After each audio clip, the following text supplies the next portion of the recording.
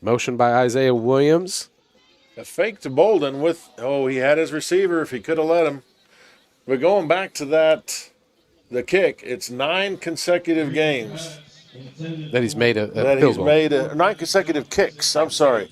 9 consecutive kicks that High League has made, and that is a new Tabor record for consecutive field goals. So good job to Nathan. Like I said, he's had a good career here.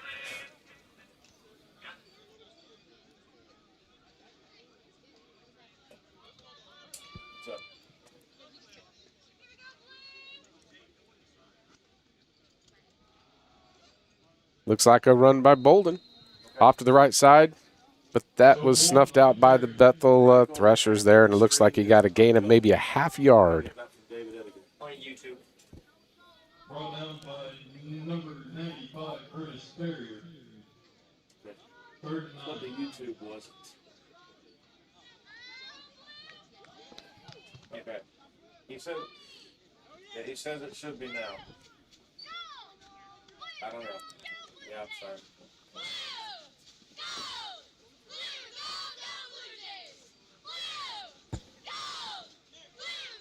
So 3rd and 9, has a wide open receiver, Wow, yes.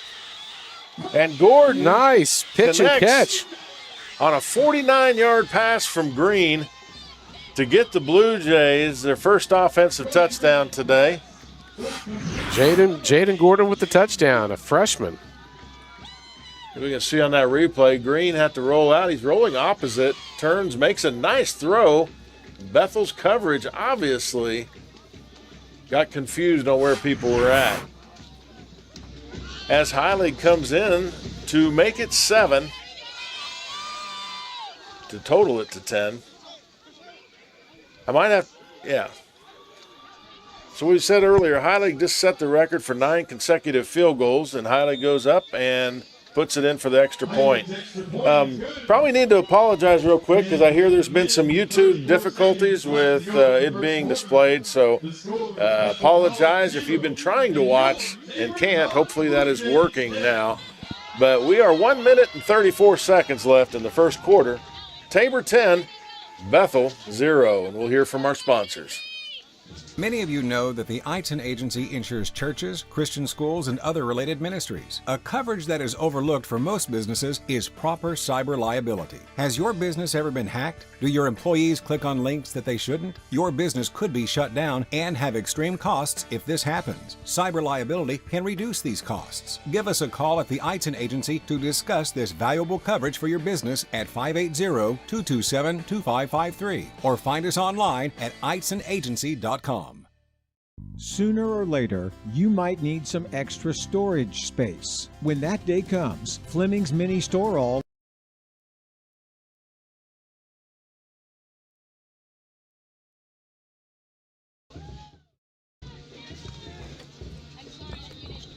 And we're back here to close out the first quarter with about a minute and a half left as Tabor just taking a 10-0 lead, and High League with the kickoff, which is going to go through the end zone again. High League's kick is out of the back of the end zone for a touchdown. Bring up the first and 10. So far in this first quarter, we've seen a lot of signs of life from both sides of the ball. From the Blue Jays. I don't know if Bethel feels a little caught off guard or not, but I'm sure they're going to be working on changing that. A.B. Stokes, that's what he was hired to do, and I'm sure he'll be working on that. So Sears back. That's Grider in the backfield. Brought down by 42. Number 12, Scott Grider on the carry. And sometimes we have to look through programs here to get it. Jacob Gallardo. Once again, I'll apologize for names that I pronounce wrong. Yeah, and I will probably double those up, Robert, as you already know. Oh, looks like we might have a defensive encroachment. I think there was a pointing match there. They're trying to point at each other. I wonder if it's whoever points the most wins. Yeah. It's like a dance-off, but it's a point-off. So the officials are discussing whether Bethel drew Tabor off or whether Tabor crossed the neutral zone. I think the Bethel offensive lineman's winning because he is still pointing. He is still pointing, Yeah. and I think he's clapping. So it looks like this is going to go against Tabor. And back Offsides, defense, number 90. 5-yard penalty, second down. So that'll bring up second and a long 3 for Bethel.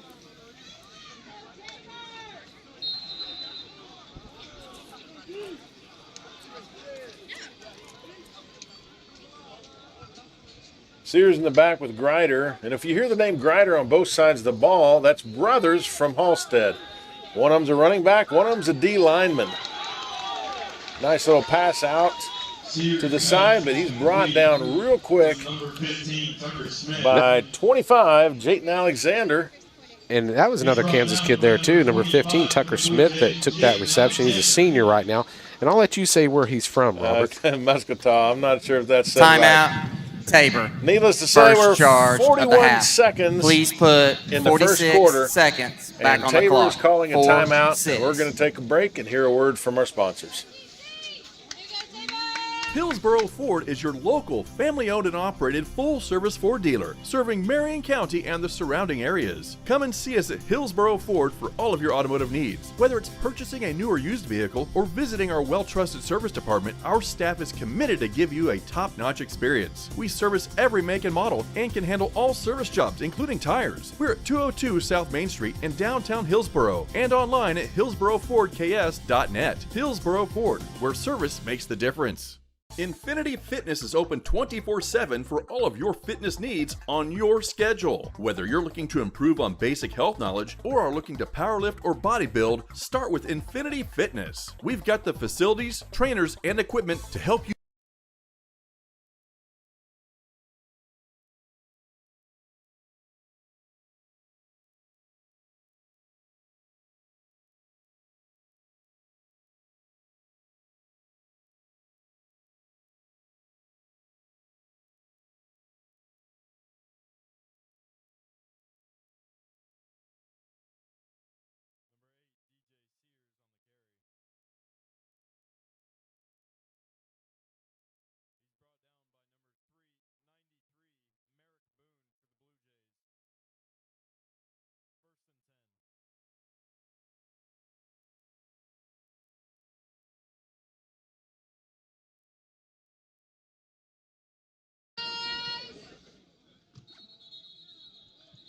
As we have some yellow stuff on the field. We got another pointing match, A lot Robert. of pointing match going off.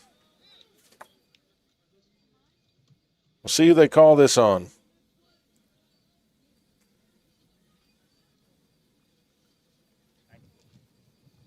Offside. Defense, Once again, this number is going to go 93, against Tabor. causing the offense to react.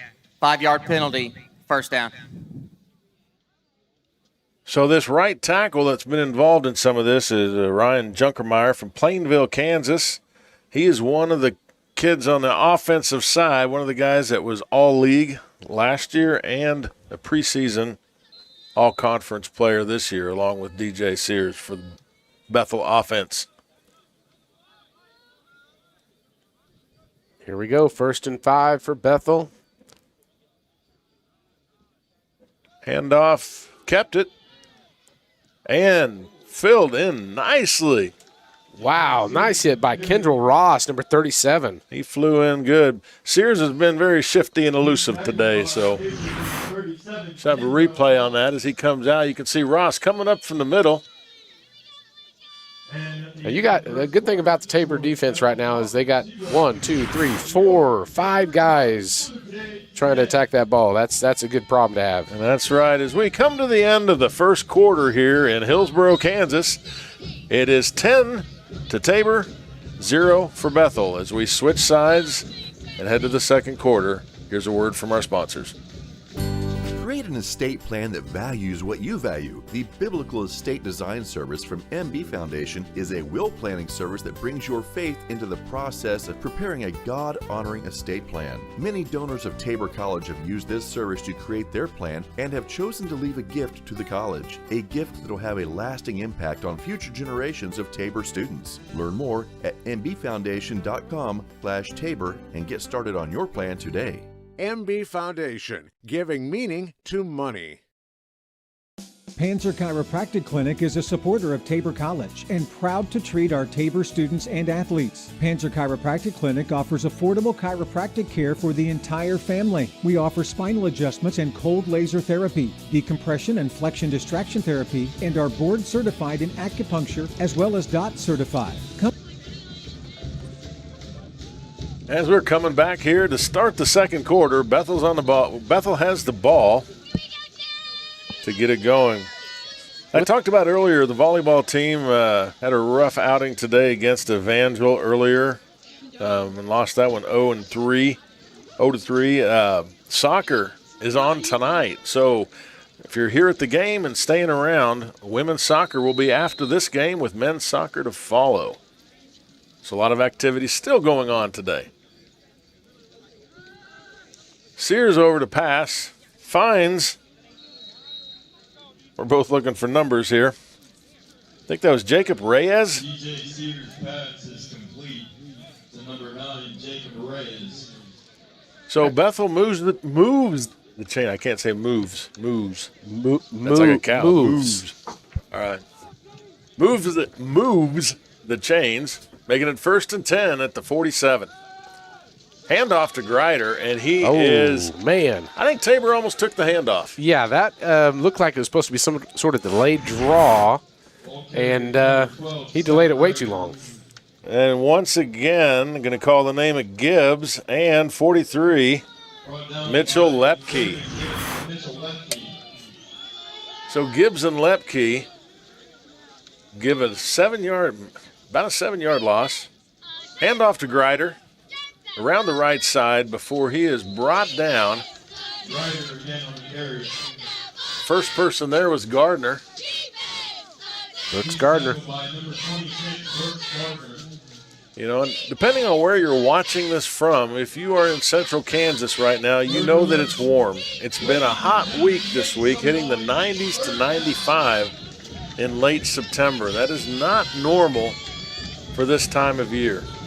Yeah, and at the start of this game, I think it's about 91, and yeah, you can tell some people like that, I guess. Others are like waiting for it to cool off. Yeah. As Sears back to pass, he's flushed out of the pocket before he finds his open receiver, number 80, which is Jaden Serta. Sears' pass is complete to number 80, Jaden Serta. Freshman from San Antonio, Texas. And I think he was knocked out by Jet.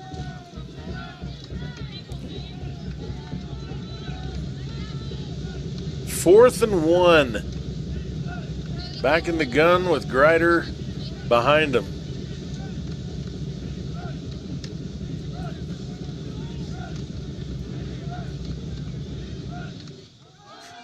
It's a keeper by Sears, and he spins away from a couple tackles and gets enough for the first down plus a couple of extra.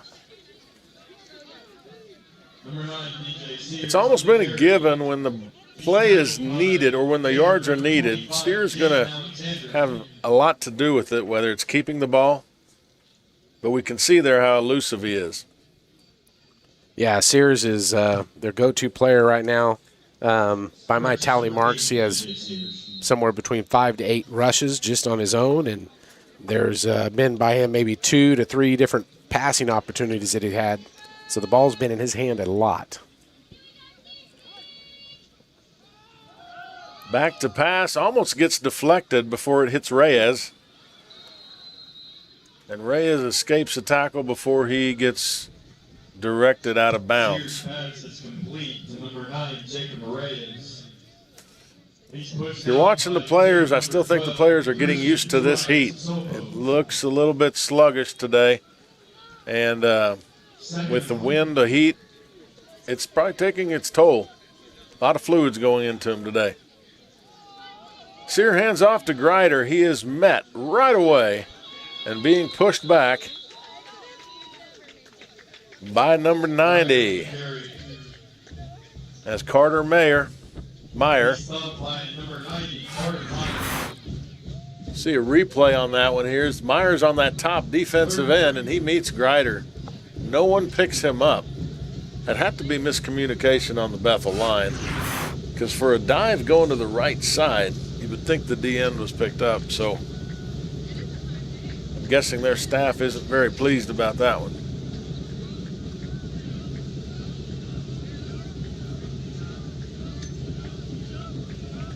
Third and 3. Grider still in the backfield with 4 receivers.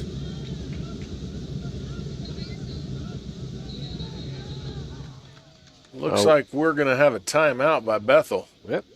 Didn't like what they saw, as we got 10 minutes and 53 seconds left in the second quarter. Bethel. Tabor First 10, charge. Bethel 0. Here's our sponsors.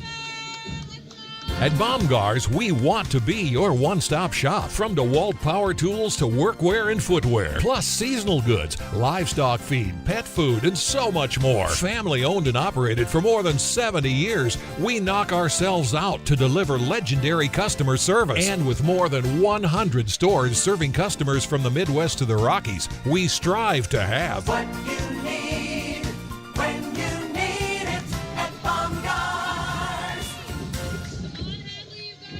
At Baumgar's, we want to be your one-stop shop. From DeWalt power tools to workwear and footwear, plus seasonal goods, livestock feed, pet food, and so much more. Family owned and operated for more than 70 years, we knock ourselves out to deliver legendary customer service. And with more than 100 stores serving customers from the Midwest to the Rockies, we strive to have what you need when you need it at Baumgar's.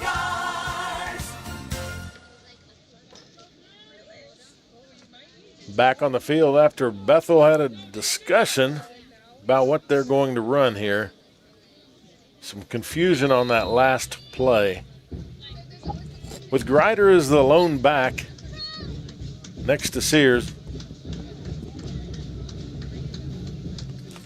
Sears drops back to pass. It's a screen over to Grider. He makes one miss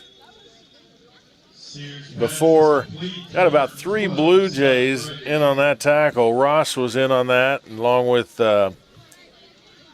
once again, apologize for not knowing all the names, Jerry and Allen. That's that number 9. He was playing offense earlier this year, if I remember right, wide receiver. Motion, handed off to number 15. Grider just sidesteps a tackle. Nice move by Grider into the end zone. Well, that was Smith, actually, not Grider. This was the motion guy. So Tucker Smith gets in the end zone, but there's going to be a yellow flag.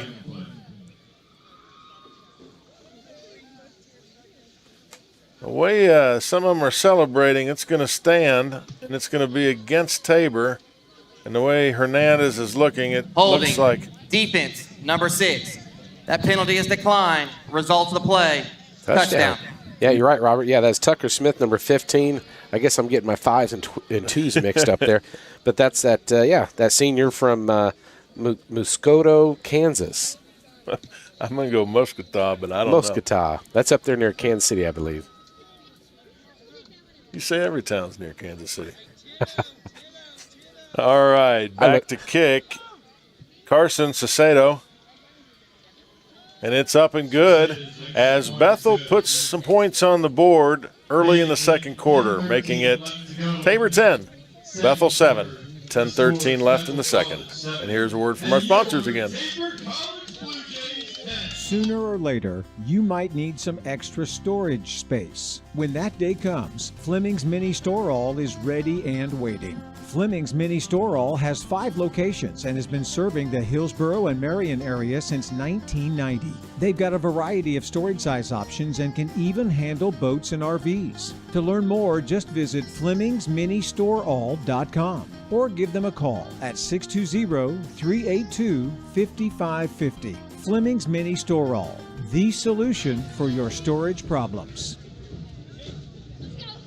Sooner or later, you might need some extra storage. And we're back here after Bethel just scored to narrow the gap. I'll go back to that trivia question I asked earlier. Who was the head coach of the 2003 football team? Well, if you've been around for the last few years, it's Tim McCarty. He coached Tabor for 5 years, took them from an 0-10 record in his first year to 9-2 in 2003, his last year at Tabor, where they were really starting to get in a dominant phase of the Tabor football era. So once again, that answer was Tim McCarty, who coached in 2003, one of the alumni groups that is here today. And then we just had the kickoff by Bethel and ended up being a touchback. So it looks like Tabor's going to take over here at the 25. Again, we're in the second quarter with 10:13 left. And looks like we're still going with the same backfield with Tabor, with DJ Sears and Bolden back there. Sorry, not DJ Sears. Other side, William Green. William Green. And Green was going to keep it, but 91 had every intention of not to let that happen. And that is Reese Bennett. Reese Bennett was in the backfield pretty quick on that one. Loss of about 3.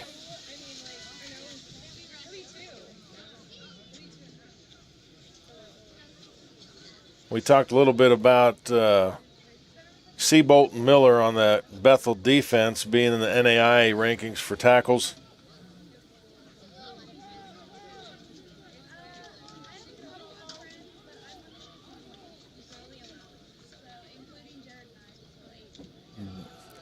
Bolden gets the ball and comes up the middle. Gains back those 3 and a couple more. Joe Bolden on the carry. Tackled by 23, Siegel. 3rd and 8. So we got 3rd and 8 coming up.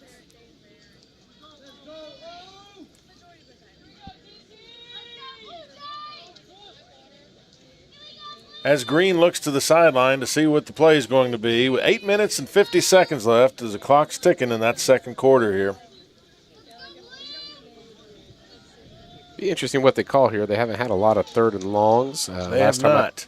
They had that. They had some sort of screen action going. Got a rollout. Green decides to tuck it. He's just going to get what he can before being ran out of bounds.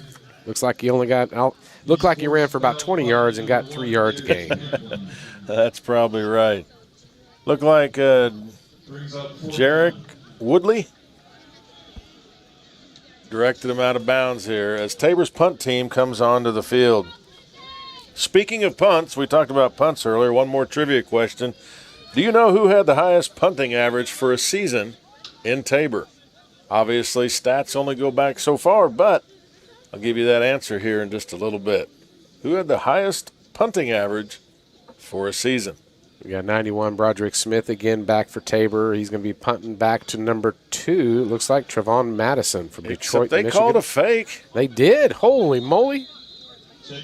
You know, there was a gap there for File for a little bit, but he came up a yard short as Bethel's defense was prepared. Risky play. Back in your own side Inside there. right at the 30-yard line. Gutsy call. But You hope that would be least expected, though, too. That's true.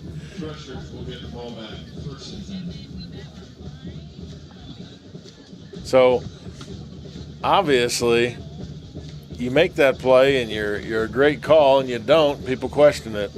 Yeah, and I guess maybe the strong winds could have had maybe a little bit of play in that in the coach's mind. Maybe he's thinking, man, if I have him kick into the wind and it goes up and only gain a 10, might as well fake it here. Because that wind is blowing. Handoff to number 7. Before Jalen Hamilton, I think, is on that tackle. Or I'm sorry, that's not Hamilton. That's Cedric Irvin. Irvin made a nice tackle. It's Malik Brewer for the Threshers. I think that's his 3rd or 4th run today. Once again, they go running back by series for Bethel, it seems like. Got about 3 of them they've been using. Oh, looks like we're going to have a Bethel false start on this one. Yeah, that definitely was more of a Bethel move there.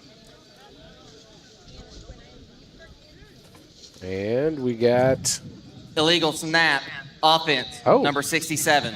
5-yard penalty, Okay. second down. I did not see that, Robert. Illegal I snap. did not either. Huh. Once again, we mentioned earlier about this being homecoming weekend at Tabor. And at halftime, we're going to have some homecoming events. This morning, it's been Jost Hall Open House, a music fest, and the 83, 93, 03, and 13 reunions were going on. Sears over to pass, a quick out to Trevon Madison. Here's pass is complete to number 2, Trevon Madison. Trying to see who that was. That Ross that got out there? Pushed out by Tabor number 1, Martavian Jackson. We're missing some sideline cameras today, just some technical difficulties, so our views on the field are a little bit different than normal. So we apologize for that. Sears fumbles, picks up the ball, and Does his thing. But it caught up. Nice. Gardner on the catch there. Ross came up behind him, and There for a second, that looked open for him. I was a little worried. Yeah. Ross did a nice job tracking him down, bringing up 4th down, and I think we're going to see how good their field goal kicker is right now. This would be Quick a replay here as Sears tries to escape, but Ross tracks him down. What is Ross? My bad again. This is going to be a 46-yarder. He's got the distance, and he's got the accuracy. He got it. So with 7 minutes and 7 seconds left in the second quarter, we have Saucedo tying up the score, Bethel 10, Tabor 10. And we'll take another break and hear from our Fitness is open 24/7 for all of your fitness needs on your schedule. Whether you're looking to improve on basic health knowledge or are looking to powerlift or bodybuild, start with Infinity Fitness. We've got the facilities, trainers, and equipment to help you meet your goals. Join the Infinity Fitness family today. Call us at 620-877-0220. Infinity Fitness is located at 115 North Main Street in Hillsboro and online at infinityfitnessks.com.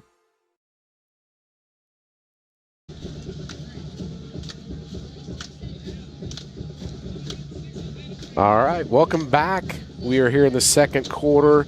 It is all tied up at 10 with 7:07 left in the half, and we got Threshers getting ready to kick off to the Blue Jays. Another score around the KCAC right now. McPherson and KW are playing in Salina, and that score is Kansas Wesleyan 3, McPherson 0 in the third quarter, or at halftime. Bethel's number 37, Carson Suseda, kicks it out of the back of the end zone, so that'll be a touchback for the Blue Jays. Bethany is playing at Ottawa today, and Ottawa is up 9-0 halfway through the first quarter.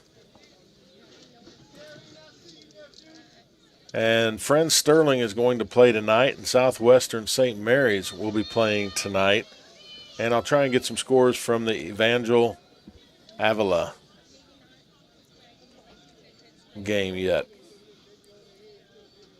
So Green back Major shift. Major offensive shifting We've going got on. everybody inside. And Bolden gets the ball, and Bethel, number 10. Number 10 almost shoots the gap on that. Definitely came unblocked. Jario Castillo Jr. from Houston, Texas. Castillo Jr., he said, no way that's happening. 2nd and 11. So nice play by Castillo for Bethel as Tabor loses one. 2nd and 11. Trips Fake out to the left. handoff. That was a nice catch, but he was hit. Nice catch by Haynes. Green's pass is complete to number 30. Yeah, that was a real great quick. catch. We'll play action for number 4. Down by number 1. Number 1 and 4. So Pickard and Pamplin. Man, for Haynes to make that catch and have immediate contact by those Threshers, that was a good job holding on to that football. It was. Both linebacker and cornerback for Bethel and got on him real quick. Another major shift going to that full 9 in the line. Almost a doubles tight look. When you do that, you only can have really 2 receivers out, and we've got a flag, and that might be defensive pass interference holding on number 8 here, or holding back our number 8, Tabor's number 8. Defensive holding on almost trying to figure out that. Was it number 80? Looks like he's kind of, or number 20 was looking for what the refs were thinking there. Their discussion seemed to be a little longer today.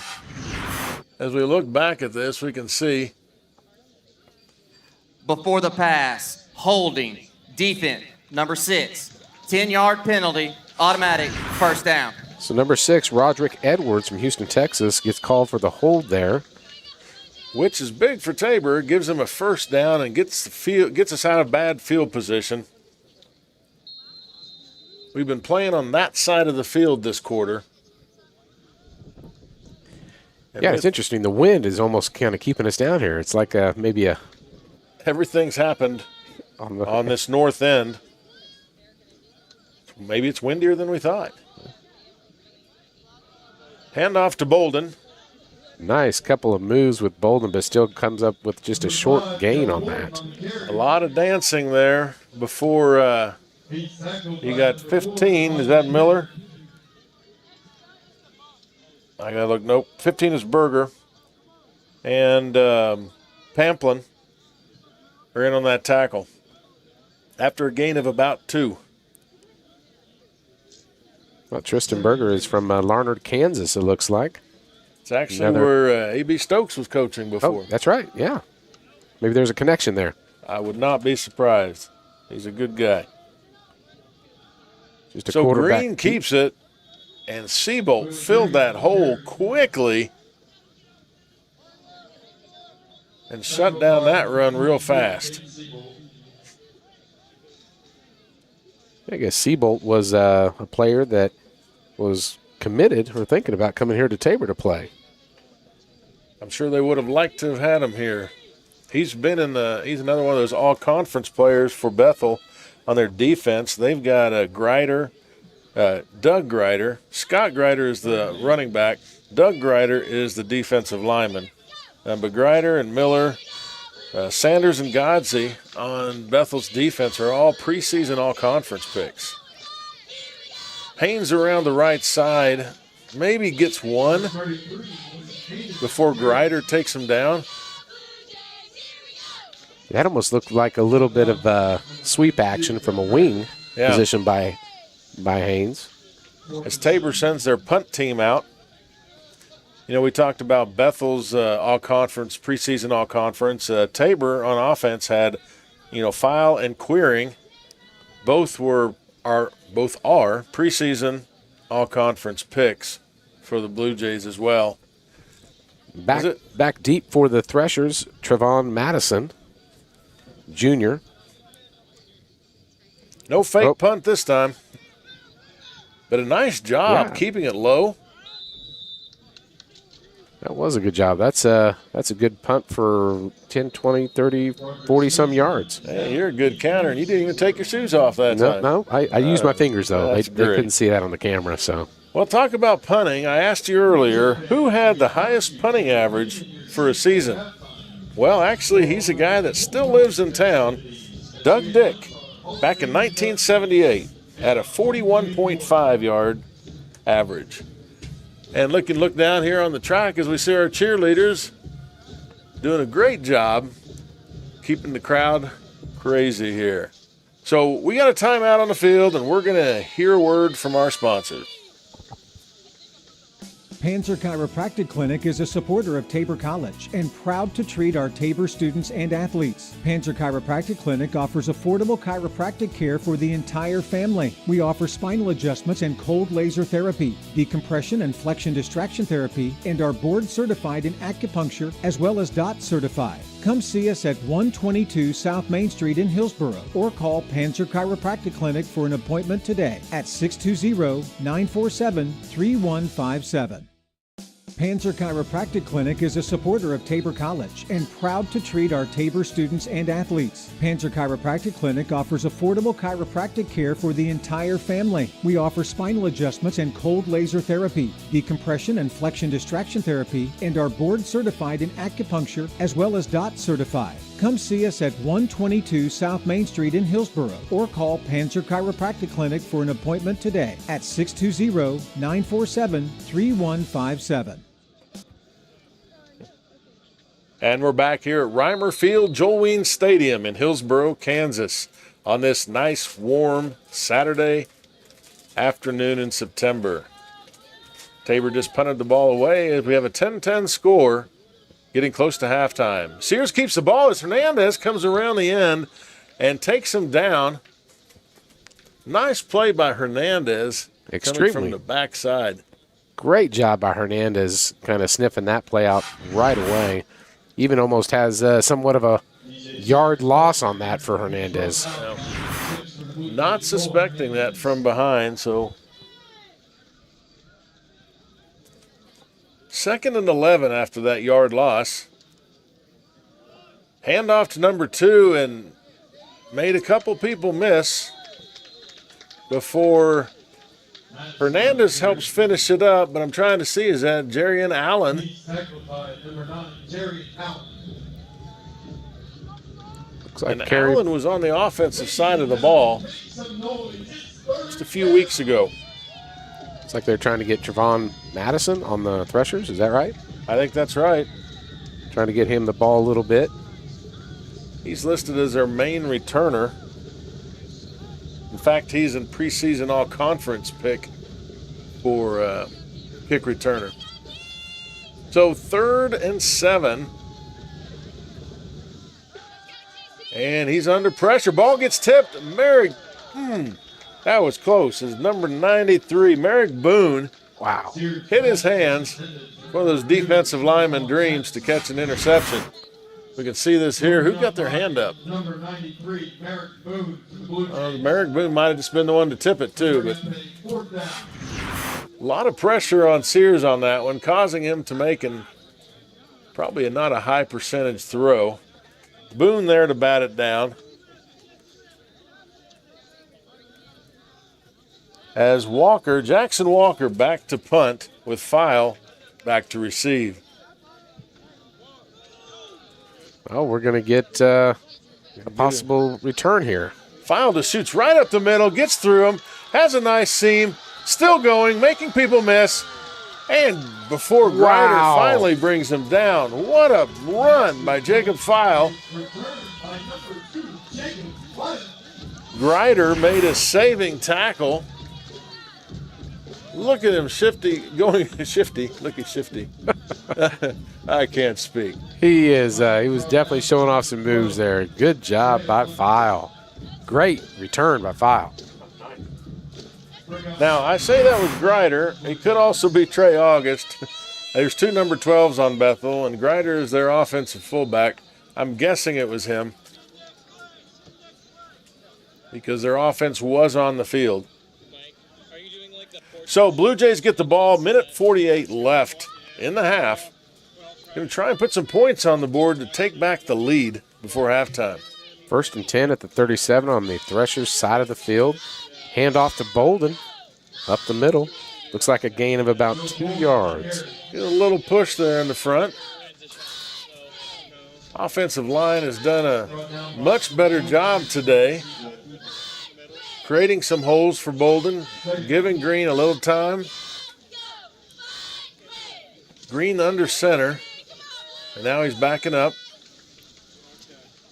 They've been switching up quite a bit. I don't remember Green going under center until this drive. Fake to Bolden, a deep pass. He's got him. Oh! In and out of his hands. Tipped by the Thresher into the Tabor's hands and then out of bounds. You know, it's defended by Sanders. We talked about him earlier as being a preseason all-conference pick. If Green could have got that ball over the head a little bit, I think Hill would have had it. Here we see that replay. And if you can see the ball a little closer, I think you can tell that the wind did play a big part in that ball not going quite as far as he wanted it to. Here we go, 3rd and 8 about, I think, with 1:06 left in the second quarter. Green back, rolls to the left. Cross, again, he had a... whether it was the wind or the throw. Not sure who that was going to on that pass, but definitely looked like a struggle of a pass. Well, Bethel had the best chance at getting that one. Number 15 there, we've called his name out several times, Berger from Larned.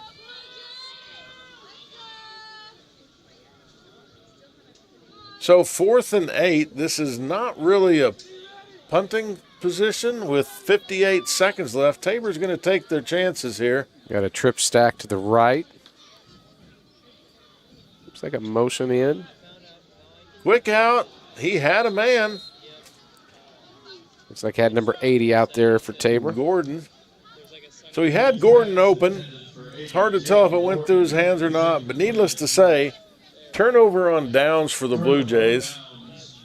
We've got about 53 seconds left, and Bethel is going to see what they can do before halftime. Yeah, 53 seconds with the back to their, or the wind to their back. Obviously, there's going to be a passing situation. We'll see how their quarterback can handle this. DJ Sears.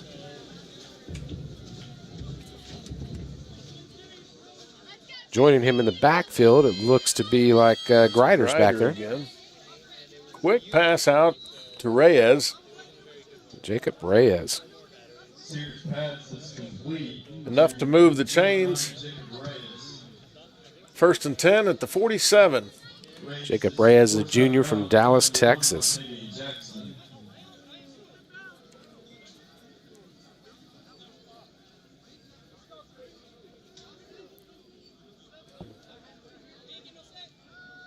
Sear back. Quick pass again, this time to number 5. Mario Quintero. Upended by Alexander. Mario Quintero from Haven, Kansas. Yeah, Quintero gets the ball. In high school, he was very shifty and hard to tackle. I do remember that. So, quick pass out there to Jared Givens.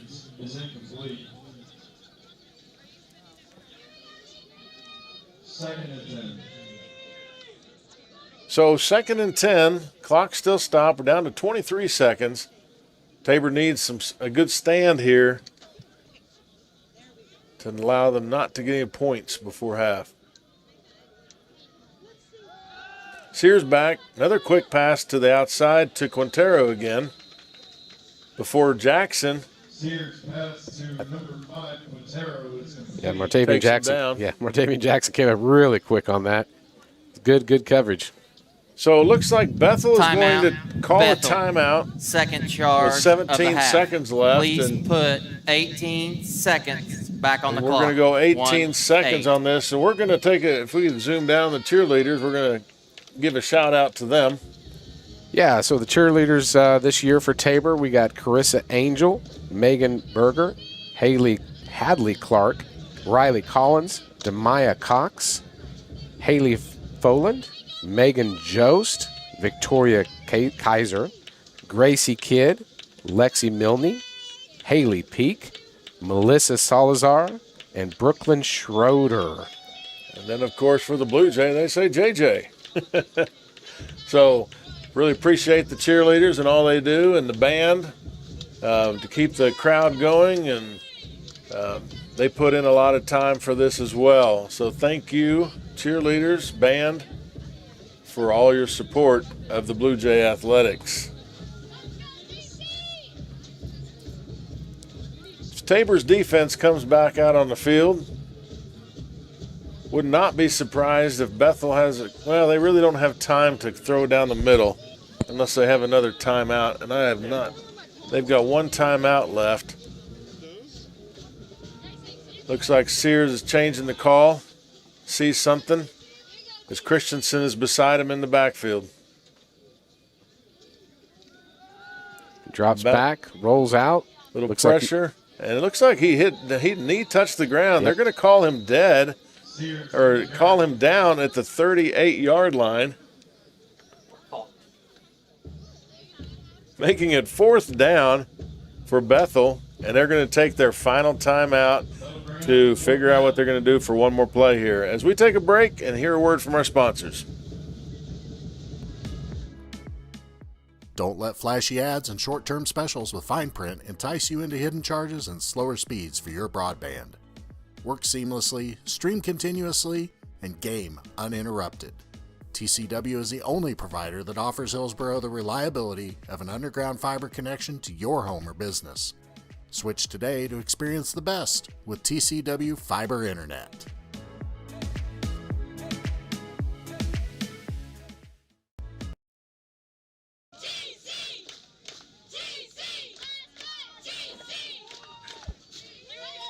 Wow, we are going to go for a field goal. Hey. If I'm mistaken, this would be a 54-yarder. I think this is a good idea. 59-yarder. No, 54. I can't count. 54. Got the distance, and he gets it. Wow. From 54 yards out, that is Sacedo. Carson right? Sacedo, yeah. Carson Sacedo with the 54-yarder. That was a big kick. It's good to have the win at your back, but giving Bethel a 13-10 lead with 6 seconds left in the second quarter. A couple of things here before we're going to keep on right now as we go right before halftime, but just want to remind you of a couple things going on tonight. There's a pulled pork meal under the tent from 5 to 6 tonight. It'd be $5 a person. And then the musical Anastasia at 7:30. Yeah. Which in the Performing Arts Center.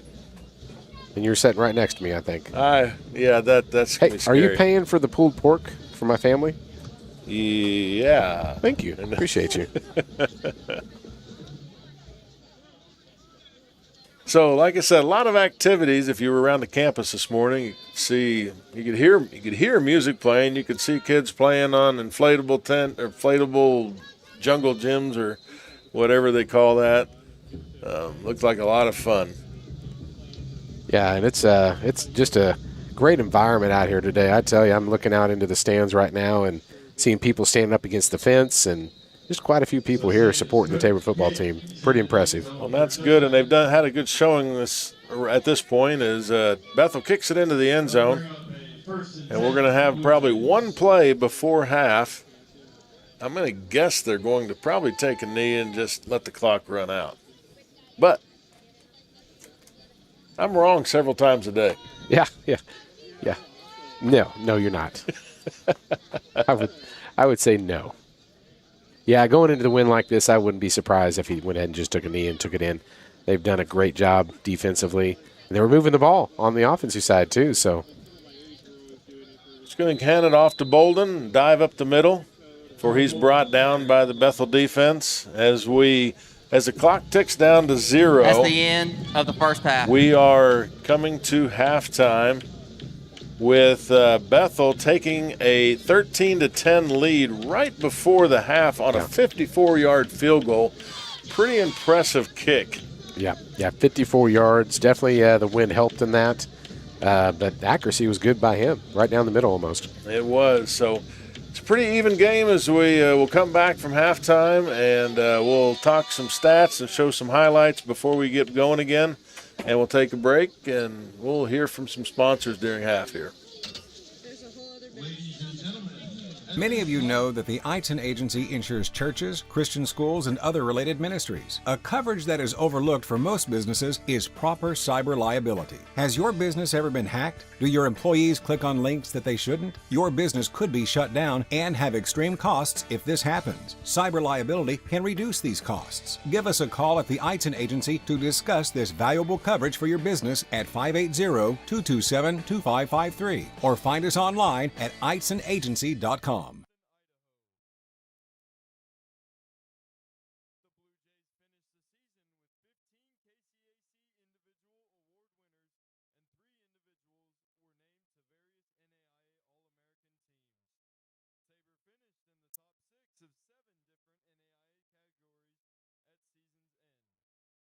The induction ceremony will take place tomorrow starting at 4:30 in the Heritage Lobby.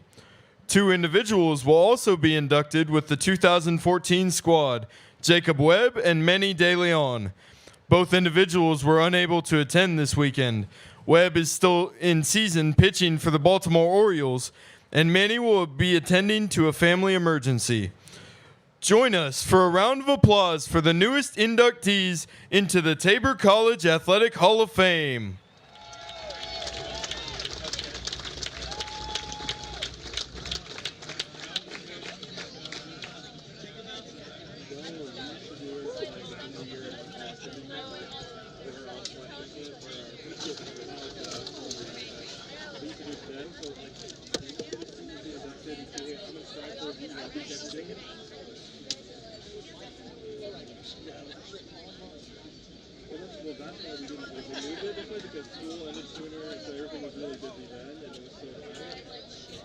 Sooner or later, you might need some extra storage space. When that day comes, Fleming's Mini Store All is ready and waiting. Fleming's Mini Store All has 5 locations and has been serving the Hillsboro and Marion area since 1990.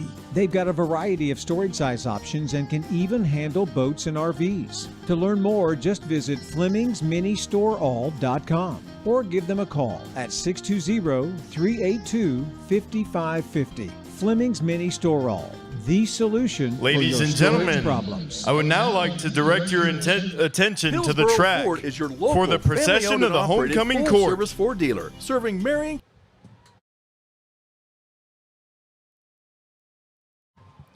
The court is led by crown bearers Titus and Sadie Sigley. And the first couple for our homecoming court, J.C. Myers and Trent Enns. J.C. comes from McPherson, Kansas, and is currently double majoring in graphic design and communications. J.C. is currently undecided on where she will be following graduation, but she plans to use her degrees to make traveling a big part of her life. J.C.'s favorite Tabor memory is taking part in a study abroad trip throughout Europe last summer with some of her best friends, as well as meeting some lifelong friends along the way. An interesting fact about J.C. is that she has been skydiving. Trent comes from Salem, Oregon, and is currently majoring in graphic design. Following graduation, Trent plans on spending some well-due time with his family in Oregon, and then continuing on the path that God has been faithfully leading him on. Trent's favorite Tabor memory is that when he dressed up as a mime for picture day with Aiden Unruh. Shout out to Mike Clausen.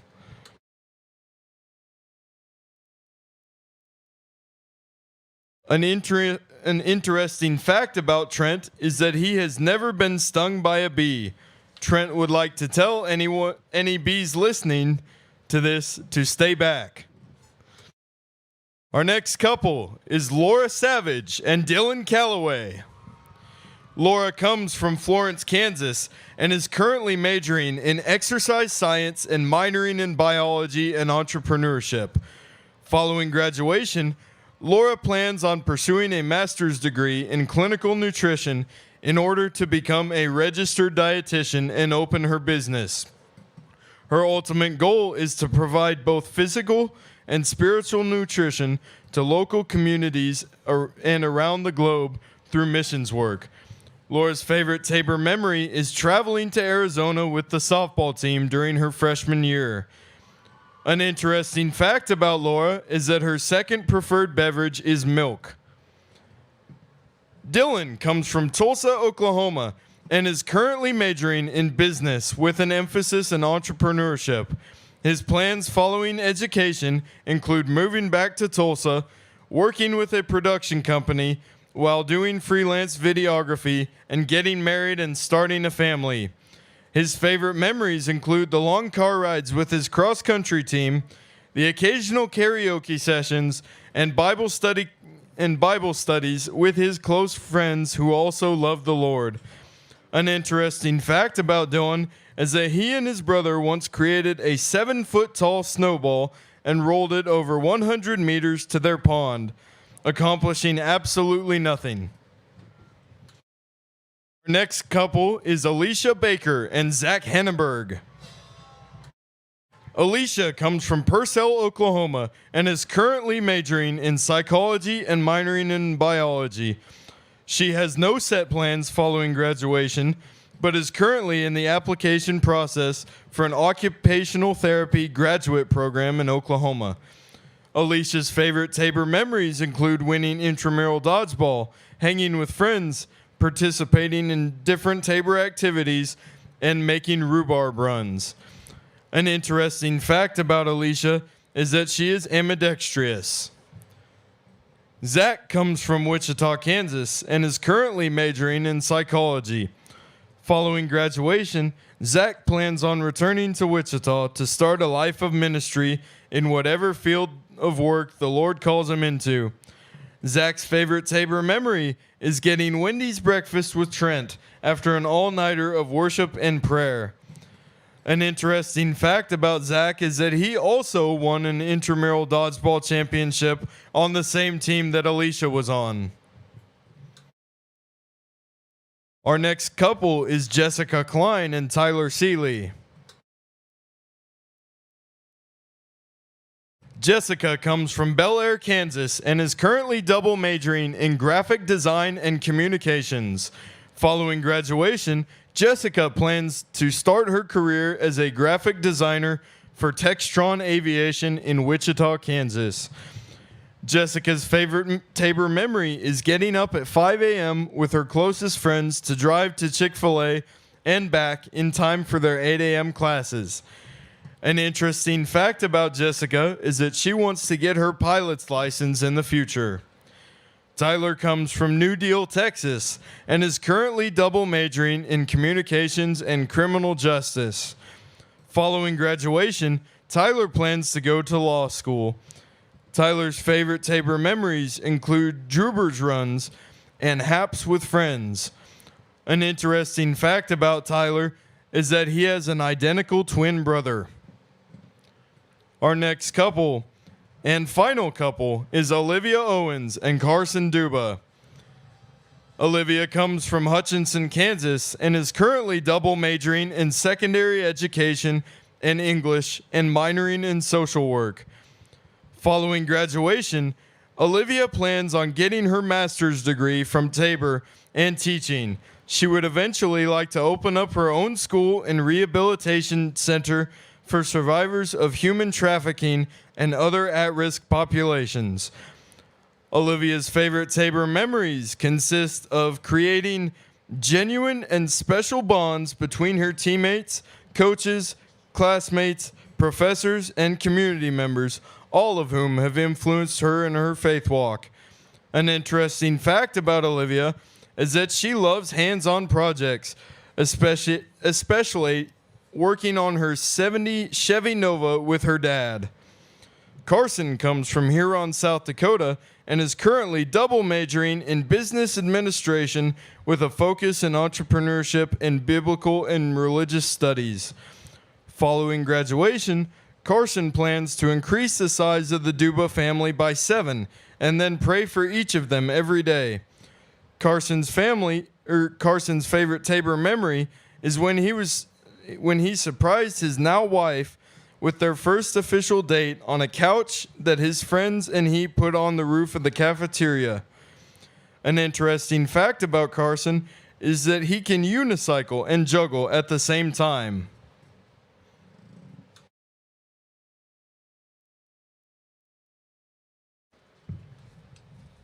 And now, for the moment we've all been waiting for. Our hostess is JC Myers. And our host is Carson Duba. Ladies and gentlemen, your 2023 Tabor College Homecoming host and hostess.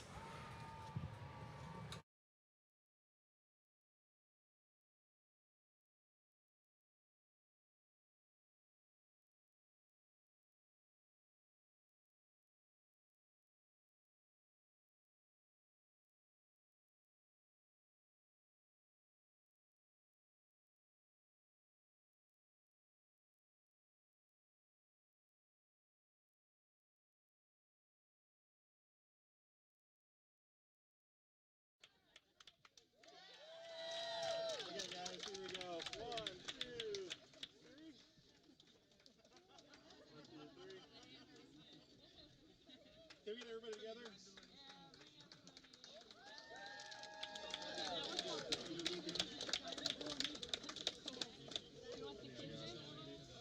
Okay, get in close. Act like you like each other now. Okay, here we go. 1, 2, 3. One more. Got it. Oh, yes, we the kids in it.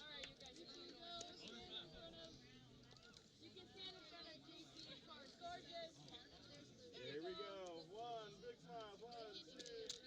Awesome.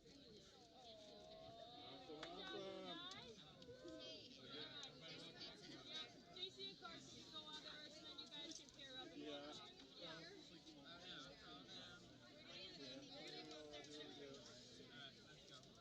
Good job, guys. You guys did so good. Good job. Well, that was good.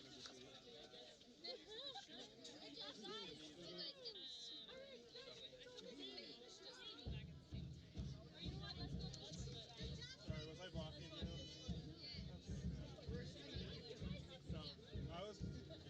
No, I wasn't taking. Yeah, I was like, hey guys, over here. I love your comment, Carson. Infinity Fitness is open 24/7 for all of your fitness needs on your schedule. Whether you're looking to improve on basic health knowledge or are looking to powerlift or bodybuild, start with Infinity Fitness. We've got the facilities, trainers, and equipment to help you meet your goals. Join the Infinity Fitness family today. Call us at 620-877-0220. Infinity Fitness is located at 115 North Main Street in Hillsboro and online at infinityfitnessks.com. Create an estate plan that values what you value. The Biblical Estate Design Service from MB Foundation is a will planning service that brings your faith into the process of preparing a God-honoring estate plan. Many donors of Tabor College have used this service to create their plan and have chosen to leave a gift to the college, a gift that will have a lasting impact on future generations of Tabor students. Learn more at mbfoundation.com/Tabor and get started on your plan today. MB Foundation, giving meaning to money.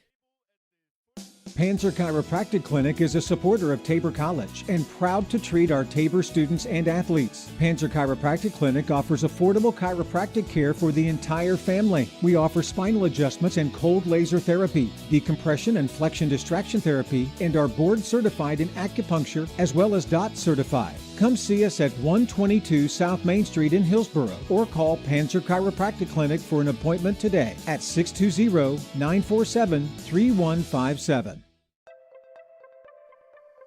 Hillsboro's TCW team is proud to work for you. Our local service and support teams bring the best for fast and reliable TCW internet right here in Hillsboro. Working closely with residents and business owners, we help find the best solutions for all your needs. You simply can't beat our local customer service, always ensuring a connection to work seamlessly, stream continuously, and game uninterrupted. Don't let flashy ads and short-term specials with fine print entice you into hidden charges and slower speeds for your broadband. Work seamlessly, stream continuously, and game uninterrupted. TCW is the only provider that offers Hillsboro the reliability of an underground fiber connection to your home or business. Switch today to experience the best with TCW Fiber Internet.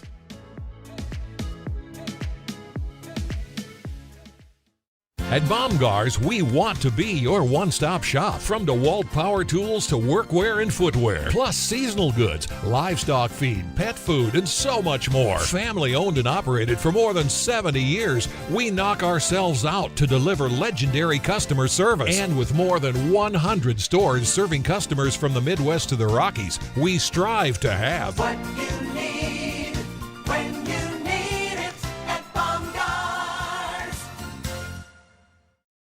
Many of you know that the Eitzen Agency insures churches, Christian schools, and other related ministries. A coverage that is overlooked for most businesses is proper cyber liability. Has your business ever been hacked? Do your employees click on links that they shouldn't? Your business could be shut down and have extreme costs if this happens. Cyber liability can reduce these costs. Give us a call at the Eitzen Agency to discuss this valuable coverage for your business at 580-227-2553 or find us online at eitzenagency.com.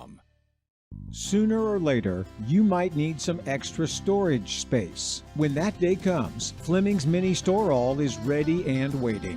Fleming's Mini Store-All has 5 locations and has been serving the Hillsboro and Marion area since 1990. They've got a variety of storage size options and can even handle boats and RVs. To learn more, just visit FlemingsMiniStoreAll.com or give them a call at 620-382-5550. Fleming's Mini Store-All, the solution for your storage problems. Hillsboro Ford is your local, family-owned and operated full-service Ford dealer, serving Marion County and the surrounding areas. Come and see us at Hillsboro Ford for all of your automotive needs. Whether it's purchasing a new or used vehicle or visiting our well-trusted service department, our staff is committed to give you a top-notch experience. We service every make and model and can handle all service jobs, including tires. We're at 202 South Main Street in downtown Hillsboro and online at hillsborofordks.net. Hillsboro Ford, where service makes the difference. And we're back here in Hillsboro, Kansas at Reimer Field, Joel Weens Stadium on this not balmy, it's hot. Yeah, it's pretty hot. Balmy might not be the right word, but it feels hot for sure. It is a little bit warm today here in Hillsboro. And as we come back right before halftime, a couple stats from the first half with Bethel making a big charge in that second quarter. In fact, I would say, I have to look, but yes, all of Tabor's points came in the first quarter. All of Bethel's came in the second quarter. Passing-wise, it's very equal for both teams. I mean, Sears has been more accurate with 9 of 12 for 73 yards. But on Tabor's side, Green, who, as far as I don't think he started last week. I think it was Dozier, but Green starting this week. He's 4 of 10, but he has 74 yards as well and a touchdown. Rushing for the Threshers, Sears, 12 carries, 70 yards. Outside of that, there's no one over 20 yards for the Threshers. And on Tabor's side, I'm looking back, Green looks like he did start last week against Friends, so I apologize. But so this is his second game starting for them. On Tabor's side, Bolden, 10 carries of 27 yards. If you watch the first part of this game, Bolden had some big holes and had some nice openings before they kind of shut that side or that piece of the offense down. Yeah, and the Tabor offense seems to be doing a really good job of just switching up the look. Yeah. A lot of shifting going on, a lot of different formations, a lot of different areas that they're trying to attack on the Bethel defense, which has been a noticeable difference from the last time I was here at a home game. Yeah, absolutely. And I'm sure the coaches at halftime are really trying to figure out what they need to do better, because I'm guessing both of them want to get the ball moving and put more points on the board. Receiving for the Threshers, the leading receiver right now is Reyes, has 3 catches and 30 yards. And for the Blue Jays, it is Gordon, number 80, with 2 catches and 49 yards. Defensively for the Blue Jays, Carter Mayer has 3 solo tackles and 4 of them for losses. There's been some big ones with that. Gardner, 5 total tackles, 2 solos, 3 assists, and 1 for loss. There's been some big hits in the backfield, and also Alexander has 5 solo tackles.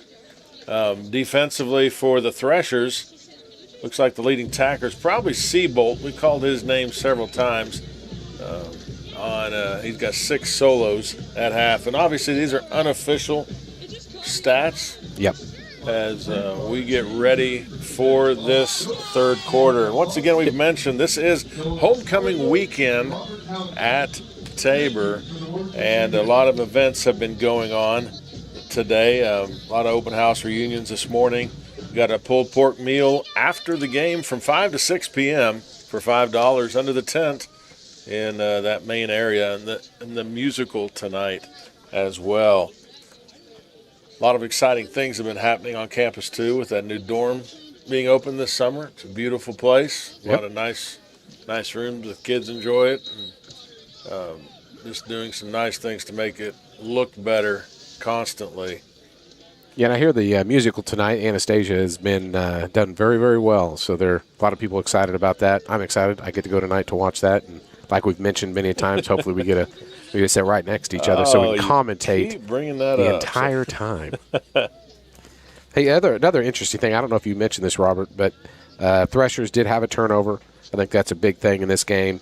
And I also think time of possession. Bethel has had it almost 18 minutes compared to Tabor's 12. Definitely. I don't know if that came up on line too that way, but I think that's a key too. It has been. We haven't talked much about last week. Tabor went to Friends and played last week and lost that one 36-13. If you follow the box score in that, they basically allowed points in the second and fourth quarter. Same thing that happened today. They allowed in the second quarter. So hopefully we can stop that trend and don't let them score in this second half today. And it looks like we're going to get underway here. We got Threshers getting ready to kick off the ball, and deep we got File, and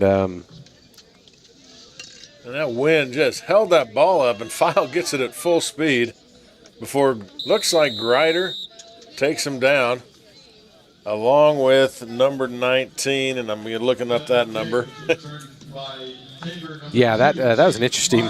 The kickoff got a little high on him that time, and looks like a return for, I would say, about 15 yards by the time File caught that. That's right. And there's a Miller from Pond Creek, Oklahoma, just outside of Enid, Oklahoma.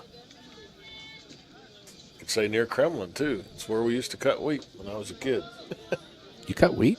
My dad was a custom cutter. Oh, that's right, yeah. We traveled down Texas to Nebraska. That's a hard-working job right there. So I guess I know what the Threshers are. It's very simple to know.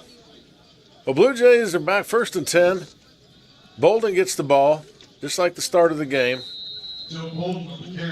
Yep, nice cut by him, but still only got a gain of about a yard and a half. And who comes out from under the pile but Seabolt again. Called his name quite a bit, but also Ernest Ferrier from Humble, Texas. Put a stop on that. Get a yard.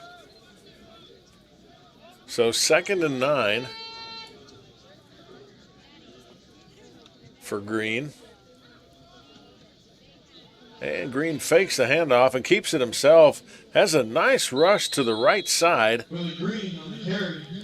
Yeah, nice rush on that. Gets about 5 or 6. And you see Doug Grider coming out from underneath that pile. Number 92, Doug Grider. Grider was another one of those, like we said earlier, preseason all-conference picks. 3rd and 3 for the Blue Jays. Hoping for that offensive line to get a nice push or hold them.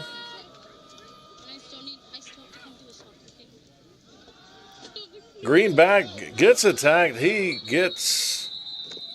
going to call that a quick sack there, but 57 was in fast. Frank Driscoll was in quick. I think it was supposed to be a screen, and that running back got covered up in the middle, and he had nowhere to go. Yeah, that was a tough play. He was right in there on him before he knew it. So quick 3 and out for the Blue Jay offense.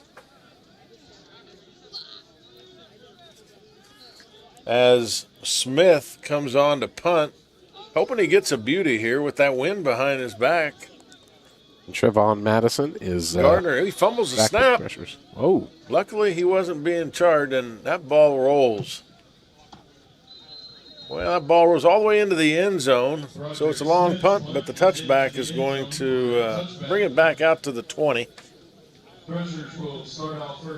And Bethel will be getting the ball. It looks like Brewer is going to be the back of choice to start the second half, along with Sears. We talked about this in the first half where they've been doing running back per series. I mean, Grider, Brewer, Christensen have all been 3 of the different backs they've used for different series. And by my tally marks, it looks like pretty even carries for the most part. Yes. Sears is still definitely their main guy that is picking up yards as he hands off to Brewer. Right away brought down by Irvin. No, take that back. That might have been Hamilton. I think Irvin's on the sideline right now. He's brought down by number 26, Brooks Gardner. Well, if the announcer's right, which they probably are, it was Gardner on that tackle. Brewer looks like he only gained about 2 on that, so that brings up 2nd and 8. And looks like Threshers are looking to the sidelines for a change of play. Didn't like what they had called, probably. I always still talk about that sometimes when you look at the change in the offensive styles over the years as Sears gets the ball and follows his running back, gets away from 1, 2 tacklers before Allen and Mitchell. Tuya Sisopo push him out. Number 43 on Tabor, Mitchell Lepke, had him in his hands. Gets enough for that first down, but you look at the change in the offense. 10, 20 years ago, always huddle the line. Now everybody goes to the line. You're looking to the sideline. You're having play calls, whether it's a wristband, whether it's numbering system. It's like a quick handoff to Brewer there. Yep. Everything gets fine-tuned a little bit. Brewer on the carry. Brought down by number Looks like Ross on that tackle after a gain of about 3 for the Threshers. Second down. 2nd and 7 for Bethel. Hand off to Brewer again, and he has an opening there. He did. Depends on the marking by the before Tuya Sisopo. Brought down by Tuya Sisopo. First down. So the clock keeps ticking, running down. It's still early in the second half, but Bethel is making a little move here. Twins at the top.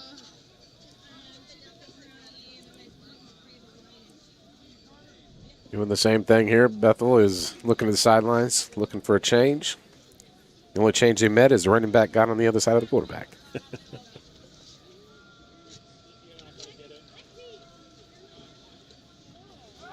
Fake the handoff, quick pass out. Covered quickly. Very quickly. Is that Courtney Craig? Haven't called. Or is that Martavian? Well, I know Christian Tuiasopo was out there. I didn't see who the other was. I think it was Jackson because I don't see 7. You know, we haven't called Martavian Jackson. We yep. haven't called Craig today. I'm not sure if he's playing today or if he's hurt. Brings up 2nd and 11. Threshers looks like a stretch play out to the right, but Brewer cuts it up inside with a short game. Not a short game, I guess about 5 yards for that. And that tackle was by 54. Get you a name in a second. Mike Smith. Smith. 3rd and 7. Make some noise, Blue Jays. So 3rd down. Blue Jays better get ready. I think a lot of times they come to the line. If the defense isn't ready, they've got a preset play called. Yep. When they get ready, then they look to the sideline for the call that the coach really wants to run. Meyer takes an inside rush, but gets picked up, and it's picked up. Oh! Almost. Not Tuya Sosopo had the pickoff. He had position, but it ended up being complete. Wow, Christian had it. Look at that again. Good positioning by Tuya Sosopo. Oh, I think he knew he had it too. Well, needless to say, it could be good that doesn't happen, depending on this punt against the wind for Walker. What's your guess on this? Is he going to keep it low or keep it high? He's going to try and keep it low, but an attempt. And it's a fair catch by File at the 34-yard line, and I'll tell you, that's only like 2 yards difference than that last pass. So, yep. Interception or not, Tabor gets the ball now, and we'll see if their offense can get the ball moving. Yeah, they talking about their offense just a little bit. I'm pleasantly pleased, as we've been talking about. It looks like the offense is doing a good job of making things happen this game.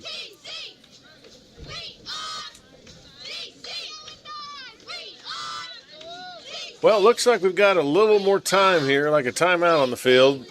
So we're going to take a quick break and hear a word from our sponsors.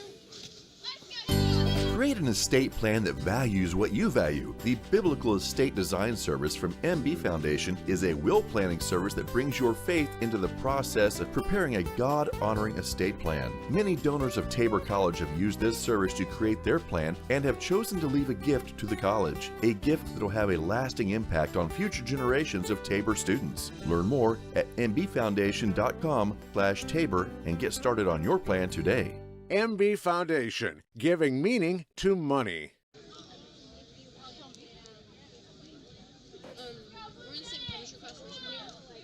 And we're back. We're here in the 3rd quarter with 8:29 left. The score is 10-13. Tabor has the ball going north with the wind at their back. It makes you kind of wonder if they're going to look at running the ball, or are they just going to keep doing the same stuff, or throwing it up a little more. Yeah, it'll be interesting to see what they decide. Since their first couple of series, they haven't had a ton of success, and right there was a short pass to Bolden that couldn't hang on to. Yeah, Bolden, he was targeted earlier in the game. I think he had a 20-yard reception that kind of helped with one of our scores.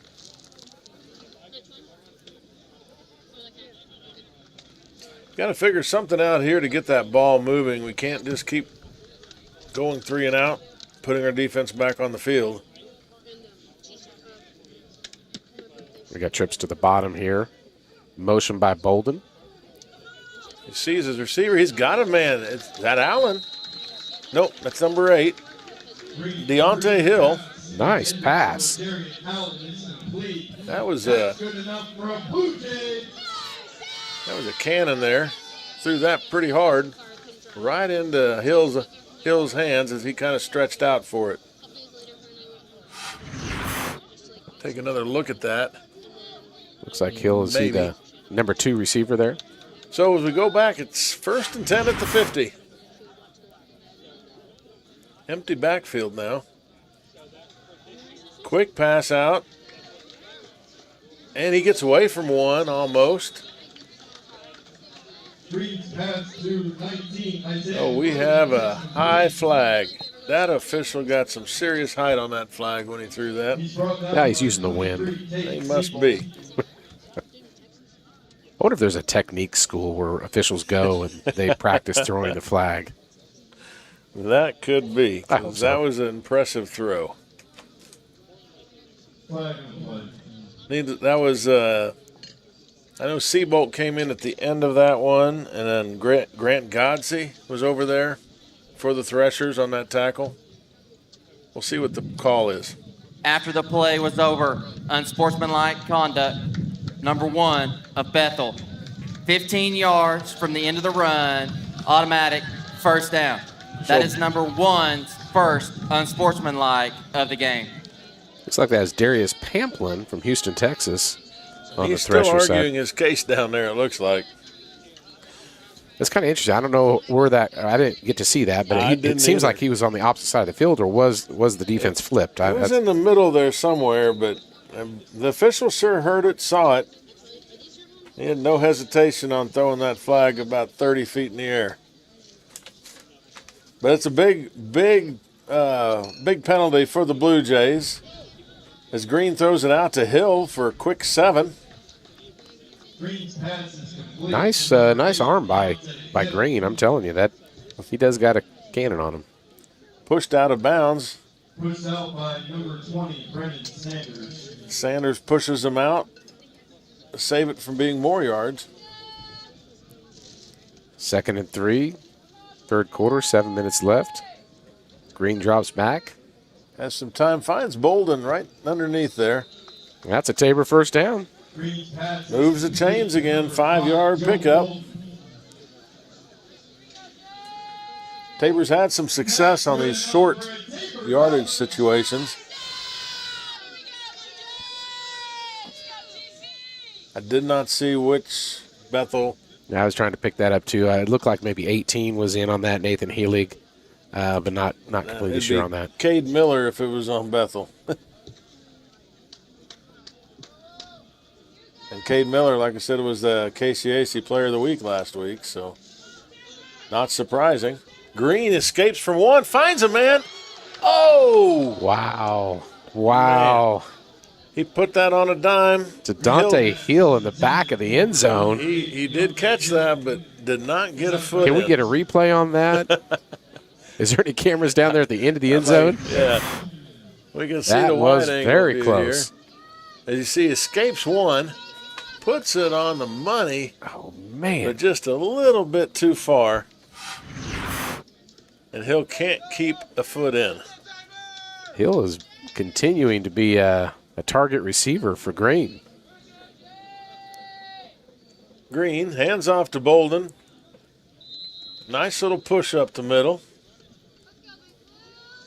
Joe Bolden on Gets the about carry. 5 before the interior, the line and linebackers for Tackle by Bethel. 92, Grider. I think Grider was in on that one, as he's been on several today.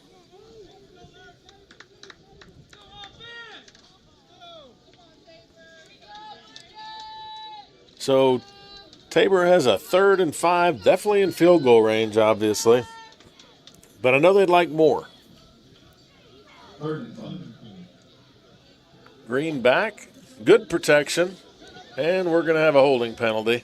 You said, see what happened is you said good protection. I shouldn't have said that, right? Yep, that was on the right side. I don't know if that was number 64 Yeah. or 66 for Tabor.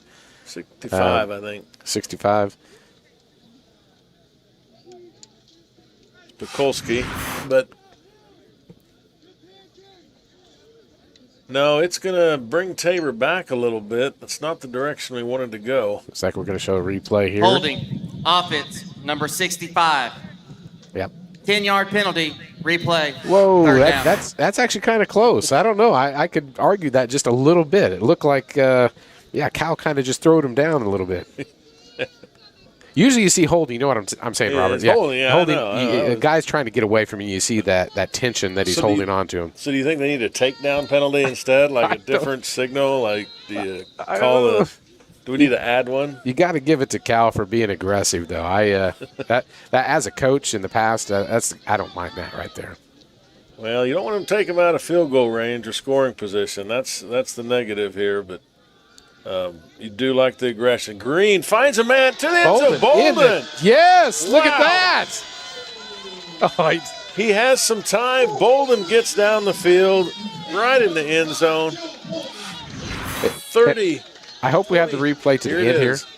because I really appreciate his karate stance here at the end. Here it comes. Oh, Here there it we comes. go. Right? Keep going. Oh, yeah. Oh, there it is. Nice. I don't know. The Karate Kid. Wax on, wax off. So about a 23-yard strike from Green to Bolden gets Tabor the lead again with 5:25 as Helig comes on for the extra point. Yeah, you know what's really, really neat about that, too? That's the same pattern I think they got Bolden on earlier in the game, too. Was that it was pretty. too? Yep. Right up the seam. Yeah. Well, we have a penalty False here. start. Offense, number 63. 5-yard penalty. Retry. So they're going to make Bolden or Helig try from a little farther away. And just talking with some people up here too, I think he's got a record on consecutive extra points too. So hopefully he can keep that going. I don't know if you're supposed to say that right before this. You should wait till after. Is that what I should say? Yeah. But then it's before the next one. See, I'm There not it is. superstitious. It's good. It's money. Yeah, nice job. Well, here we are with the third quarter. 5 minutes, 25 seconds left in the third quarter. Tabor scores to take the lead again. They take the lead over Bethel, 17-13. And here's a word from our sponsors. Hillsboro's TCW team is proud to work for you. Our local service and support teams bring the best for fast and reliable TCW internet right here in Hillsboro. Working closely with residents and business owners, we help find the best solutions for all your needs. You simply can't beat our local customer service, always ensuring a connection to work seamlessly, stream continuously, and game uninterrupted. And we're back here after the timeout, or after the score. A couple scores from around the league. Evangel defeated Avila 44-6. Ottawa has a 23-6 lead in the right before halftime. And McPherson and K-Dub in the fourth quarter, still with KW leading only 3-0. So tight game there in Salina. Oops, I take that back. I did not refresh my screen. That K-Dub McPherson game is over. K-Dub 10, McPherson 7. Wow. So really tight game, not much scoring for, McPherson actually has the leading rusher in the NAIA right now. So not a lot of offense for that group. And then the Ottawa score is actually 26-6. So they must have just kicked a field goal right before half. And here we go with Bethel. First and 10 at the 25. It looks like in the backfield is DJ Sears and Caden Christensen. And Sears is going to keep this all the way and gets caught from behind by 43. Is that the right number? Yeah, his jersey's kind of scrunched up there. If that's 40. Cole Hernandez, the announcer's Well, I calling. think it was Lepke, the one that really, but he's probably part of it too. Lepke caught him from behind and got some shoestrings. I'm going to guess it was Lepke. So 2nd and 7. Sear hands it off to Christensen, and Christensen finds a hole, and he gets about 5 before brought down by several Blue Jays. Brought down by number 12, Christian Tuet-Sissoko. 3rd and 2. This would be a nice stop for the Blue Jays if they could do this and make them punt. Oh, nice. Quarterback Key. Kept it on the outside, and he is Wow. swarmed. Blue Jay defense came up strong from the outside. You see Alexander. 42. 42 on the Tabor and defense. Gallardo on that stop. So not even really making Bethel think twice now about going for it with a 4th and 1. They're now at 4th and 8. Let's take a look at that again here. Watch of Guardo the here half. get off his block. Yes. Nice job. Yeah, initial tackle was Guardo. There we go. Well, Tabor calls a timeout. They want the win. They want to keep the win for a little bit longer here, I think. So we're going to take a break and hear a word from a sponsor. At Baumgar's, we want to be your one-stop shop. From DeWalt power tools to workwear and footwear, plus seasonal goods, livestock feed, pet food, and so much more. Family owned and operated for more than 70 years, we knock ourselves out to deliver legendary customer service. And with more than 100 stores serving customers from the Midwest to the Rockies, we strive to have What you need when you need it at Baumgart's.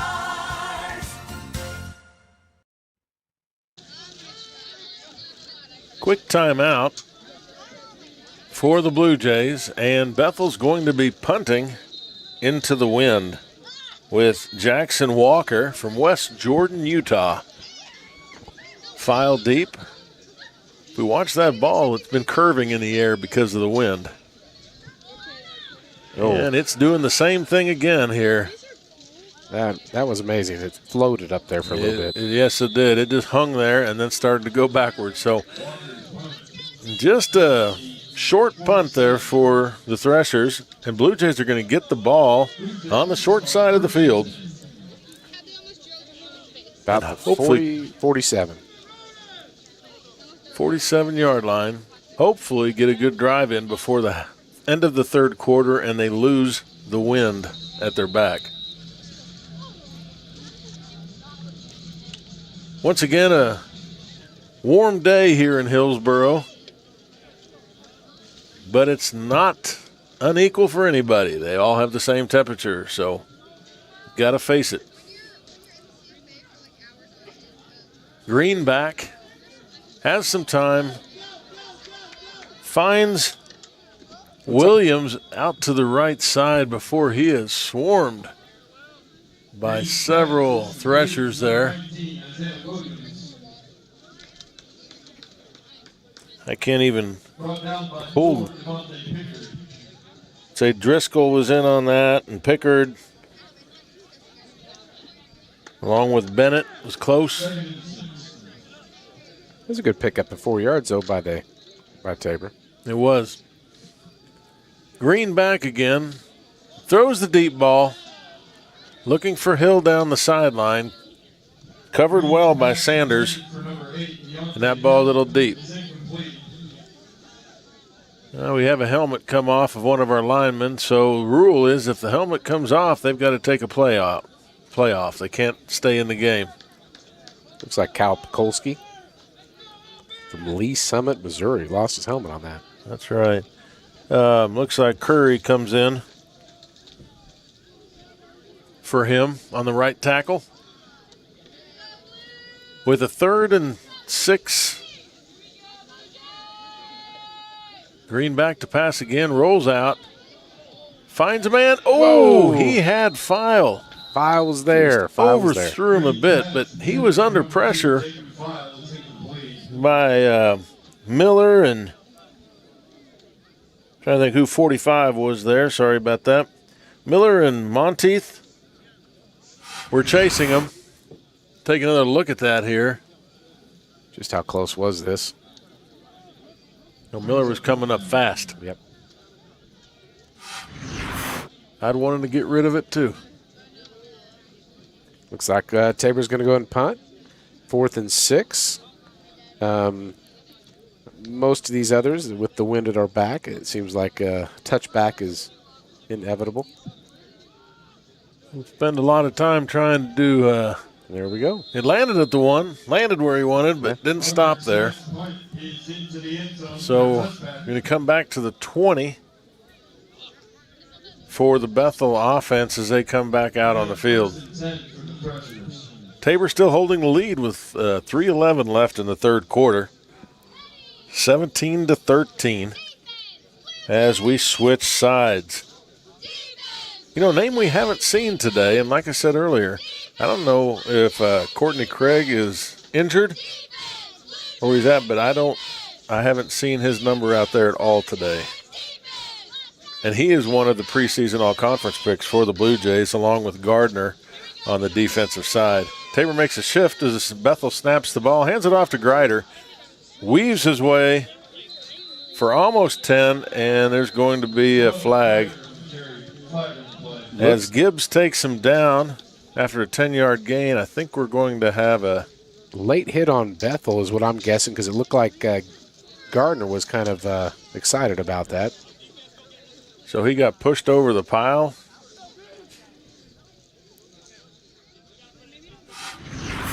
Take another look at that. Maybe we can see what happens.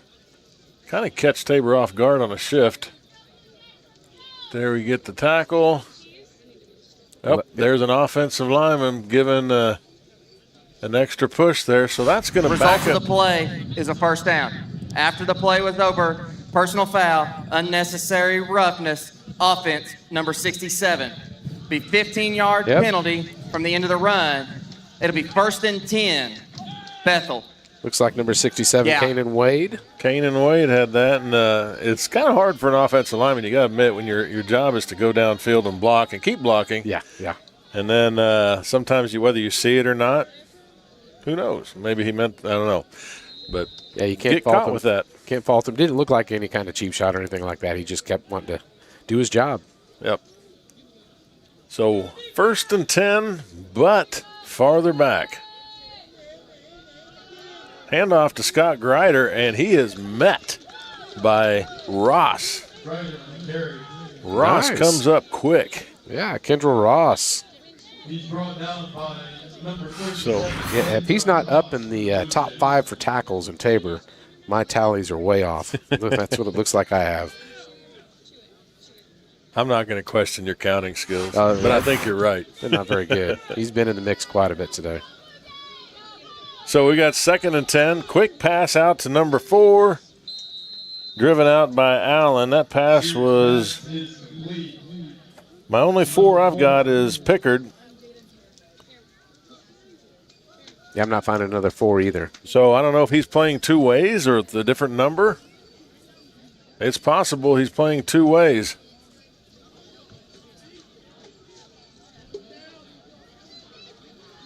Here we got 3rd and 4. Sears and trying to draw us off sides. Greider in the backfield here. Gave it a hard count. Tabor flinched, but didn't go into the neutral zone. Time's out. I don't know if they got a timeout called. Yep. The play clock was down to nothing, and Bethel got a timeout just in time. So Stokes gets the timeout. Bethel. And First we got charge a minute of the 40 half. left in the 3rd quarter. Tabor 17, Bethel 13. Here's our sponsors. Sooner or later, you might need some extra storage space. When that day comes, Fleming's Mini Store All is ready and waiting. Fleming's Mini Store All has 5 locations and has been serving the Hillsboro and Marion area since 1990. They've got a variety of storage size options and can even handle boats and RVs. To learn more, just visit FlemingsMiniStoreAll.com or give them a call at 620-382-5550. Fleming's Mini Store All, the solution for your storage problems. Well, we talk about the Kansas wind, and there's a shot of south of Hillsboro. The windmills are cranking. Yeah, they definitely are. I was jokingly saying that we have 120-mile-an-hour wind here, but it's probably in the 30s or 40s. I don't know about that. Upper 20s, 30s. Well, I'm not going to argue with you. Well, wind here in Kansas is definitely up there quite a bit, and we're used to it. Yep. So 3rd and short. Hand off to Greider. He gets 1 or 2, but it's still not enough. Nice. I didn't see who dove in there to make that tackle. We're going to get another replay here. We'll see real quick here. It looked like Alexander. Alexander's been in a lot of tackles today from McPherson down the road. Timeout, Tabor. And Tabor's calling a timeout. And Real quick, I had to look it up. Okay, it's 21 miles an hour in the wind right now. I was a little off. It just feels like it's 120. It does feel like it's windy. There's no question. But Tabor calls a timeout. They want the wind to finish out this quarter as their field position. They want them to punt. They want them to punt into the wind. There's no question. As we wind up this third quarter, and they're going to have to be against the wind here shortly. Hey, another trivia question for those of you listening out there. Who had the most quarterback sacks in their career? Oh, can I follow that up? Are you answering the trivia question right now? Not right now. Okay. I'll answer in a little bit. Can I have one too? Is that? I'm scared. Okay. Go ahead. Well, I was going to ask, you all have fathers out there that go golfing. Why do they take an extra pair of socks? That's my trivia question. That's your, why do they take, okay. I'm nervous about this one. I'll just give the answer right now. It's because they're expecting a hole-in-one. Oh, my goodness. There it was. Well, that punt was actually a pretty good punt against the wind. Kept it low. File kept it. Fair catched it. And Tabor's going to get the ball at the 48-yard line. So Again, Jackson did punt it well. Go ahead. Another good field position here for Tabor. And, coming to the end of the third quarter here, 1:16 left. Tabor's in a good position. This is their offense is firing, and this will be hopefully a good drive for them. It's a good chance to use the wind a little bit. Obviously, if you're watching that second quarter and we were going against the wind, the passing was not as good. So we'll see what happens. I'm going to guess we're going to air it out a little bit here. Green, quick pass. Oh, goodness. Number 4 for Bethel looked a little bit on top of our receiver there. That it was Devontae Pickard for the Threshers breaking that up. Had a lot of pressure on Green, too. Oh, man. Miller was coming in off that end hot. It's a close no call on interference there. Can't go to the video replay, I guess, for the tight. Can't throw the red flag, challenge flag. Yeah. Why don't they do that? I don't know. File gets the ball. Haven't called his name a lot from the backfield today, but a nice second down carry to get about 4. Tackle by 18, Kate Miller. Miller on that tackle for Bethel. From Osborne, Kansas, up northwest of Salina. Kind of closer to Hayes almost, really.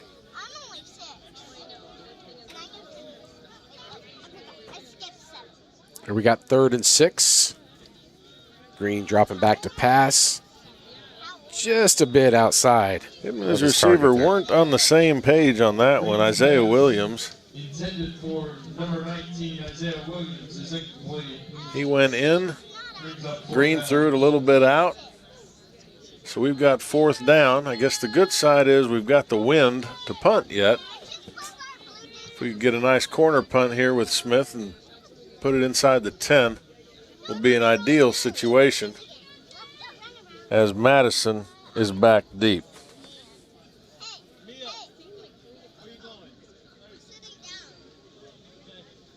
Smith with the ball, gets the punt up, kicking it towards the corner, but I think it's going to roll in, and it does. So the ball's going to come back out to the 20 as Bethel comes back out on the field. We've talked a little bit about what's going on coming up. Next week, Tabor is going to take on Sterling at Sterling. They have 1 week off, and then they take on Sterling. So next week they have a bye week. The following week, they play Sterling at 1:30.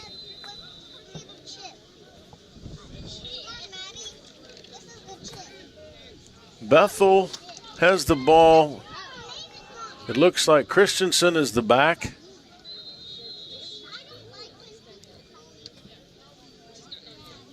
Looks like for Tabor in on that was Cole Hernandez in on that tackle. And we're going to let the clock run out of this third quarter with the Blue Jays hanging on to a 17-13 lead over Bethel as we end the third quarter here in Hillsboro, Kansas. And we'll take a break and hear from our sponsors. Infinity Fitness is open 24/7 for all of your fitness needs on your schedule. Whether you're looking to improve on basic health knowledge or are looking to powerlift or bodybuild, start with Infinity Fitness. We've got the facilities, trainers, and equipment to help you meet your goals. Join the Infinity Fitness family today. Call us at 620-877-0220. Infinity Fitness is located at 115 North Main Street in Hillsboro and online at infinityfitnessks.com. Create an estate plan that values what you value. The Biblical Estate Design Service from MB Foundation is a will planning service that brings your faith into the process of preparing a God-honoring estate plan. Many donors of Tabor College have used this service to create their plan and have chosen to leave a gift to the college, a gift that will have a lasting impact on future generations of Tabor students. Learn more at mbfoundation.com/Tabor and get started on your plan today. MB Foundation, giving meaning to money. And we're back for the final quarter of the afternoon here with Blue Jays holding a 17-13 lead. I asked a question earlier, who had the most quarterback sacks in their career? If you said Chad Dirksen, you were correct. He had 37 career sacks from the years 2000 to 2003. If you remember, that was also the time when Tim McCarty had built up the program, and then Coach Gardner took it over from him at the end of that. So that would be in that zone. I'm sorry, I think it was Robert. That wasn't Gardner right away. I'd have to go back and look on that, but McCarty was at the beginning of that time. Here we got a 3rd and 3 with Bethel having the ball on their own 26-yard line. Quick pass out to Reyes, and it's going to be enough for a first down. Sears pass is complete. Number 9, Jacob Reyes. Before Ross Tackled by number 37, takes him down. Ross has been inside, outside, everywhere, upside down. That's a Berenstein Bears book I remember reading. In a box into town. 1st and 10 for the Threshers. And Meyer comes in quick, but he goes for the wrong person. Sears on the carry. And Sears keeps the ball, gets about 8. 25, Jake Alexander for the Blue Jays. Alexander gives him a hit at the end, or Hernandez. Hernandez, yeah. Looked like Hernandez came in there and was definitely wanting to help with that. Good job, good teamwork there. Yep. So we got a 2nd and 2. It looks like Caden Christensen's back there in the backfield still with Sears on the Bethel side.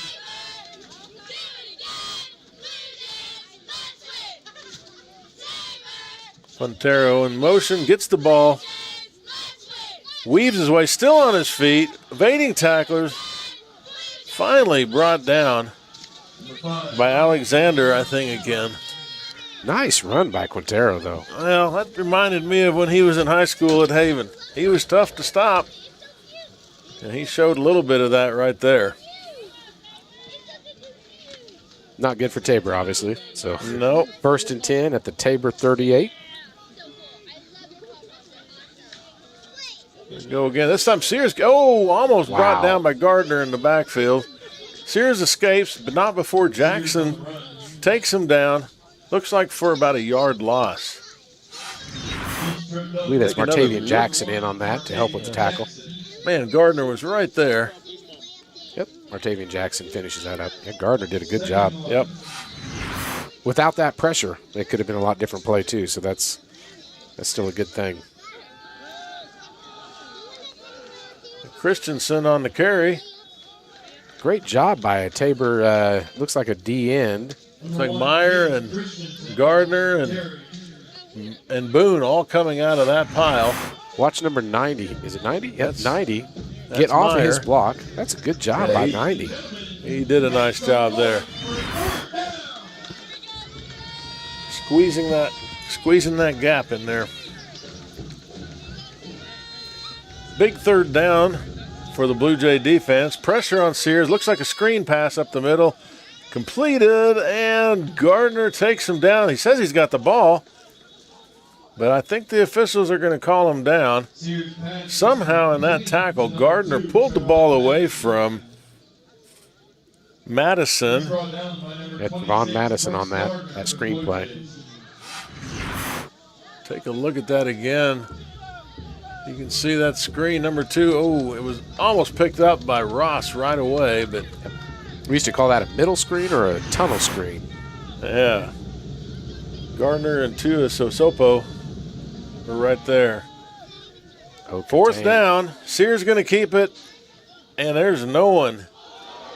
Except somebody took the ball away. Did Alexander just take the ball away? And I think we're going to have a cheap shot or a personal foul on Bethel after this play. Let's watch this again, as Sears has plenty of room. There is no one. Nice block on Bethel, and they punch it out. Was that Gardner who punched it out? Alexander gets it. They came from behind there and punched it out. That's a nice job by Gardner. But I think we're going to add some yards on.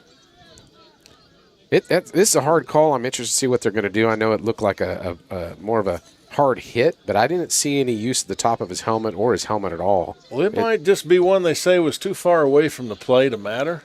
Well, but the flag was on the tackle, I thought. You think, okay. Maybe. Well, it could be, and there was a lot of talking going on afterwards, too. Let's see Gardner come in here again, and yep. And there is, well, just the tackle. They're going to say he may be hit with the head. I wonder if they're going to say targeting. That's a tough call. I don't know. It's a long conference call. They're either talking about the play or they've got some great dinner plans for tonight. Well, the pulled pork at Tabor. Pulled all pork, talking about $5 meal. You can't beat that price, by the way. Let's hear what they say. There is no foul on the play for targeting. Results of the play is a fumble recovered by Tabor. First down, Tabor. Well, we questioned the call whether it would be or not, but that's definitely what they were talking about, whether it was targeting or not. I think they came up with the right call on that. I didn't. It was definitely a big hit, but not a targeting. Yeah, I would agree too.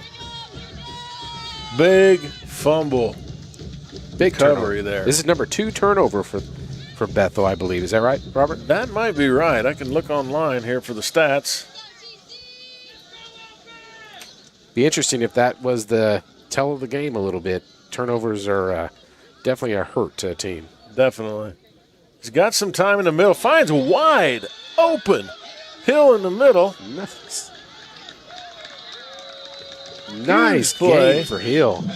25-plus yard gain by Hill on that. Before Sanders takes him down, they're hurrying up to the line. They're going to run a play right away here. 1st and 10 on the Thresher side of the field at the 48. Oh, now they're going to pull. Take a look and see. Trying to catch Bethel, not ready.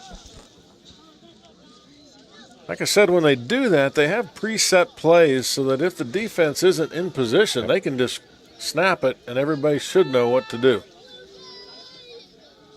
Greenback has some time, has a receiver, but it looked like he kind of a little bit overthrew him there. That was Williams. And that was, we're going to get a look at that again here. Close call on the coverage there.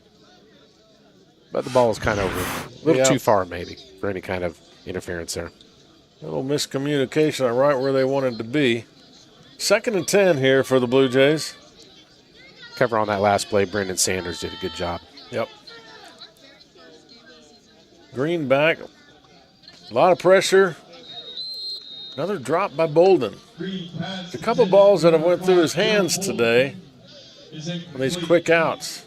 Don't know if he heard footsteps from Miller. Yep.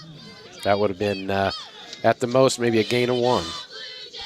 Like we talked about earlier, Miller is one of the top tacklers in the NAIA. I think what I had down for him was, if you think of all the NAIA players, 56, actually Seabolt is higher. He's at 24th in the NAIA coming into this game in tackles. Gracious. Greenback finds some time, has an open receiver. Is that Hill Is again? that Hill again? He had two guys over there. I believe it is. I don't see another number 8 out there. We'll take another look at that here. Green has to, offensive line doing a nice job, giving him some time. Great job by Hill. Hill did a good job just finding the open space. And Berger comes up and makes the tackle for the Threshers. Greenback has some pressure from the outside. Green throws it towards the receiver, but Ooh, it is. Boy. He's definitely trying to throw that away. I would say that's very close on him being out of the tackle box, Robert. Well, but he did have a receiver on the goal line. So he was definitely directed. If you look up there in the top, I know he got spun, but you look at that. Yeah. Look, he got a receiver in front and then one deep. So that's good. But yes, he wanted to get rid of it. You are right. Well, I was just worried for them in a way of getting that ever drive killing intentional grounding call. No kidding. Quick pitch before a little bit of jet sweep action there. It was Gordon on that. He's done that a couple times. They've ran that play a couple times to Gordon tonight, and then Sanders pushes him out of bounds. A few more blocks. There's a lot of Threshers coming, though. Clock keeps running. 8:45 left in the fourth quarter. Final quarter of the game here. The score would be huge for the Blue Jays here, and not just a field goal. 3rd and 3, trips to the top. Green looking out that way. Quick pass, passes to the wide middle. open. 24 for Tabor. Nice catch, finding the open spot. To Jones.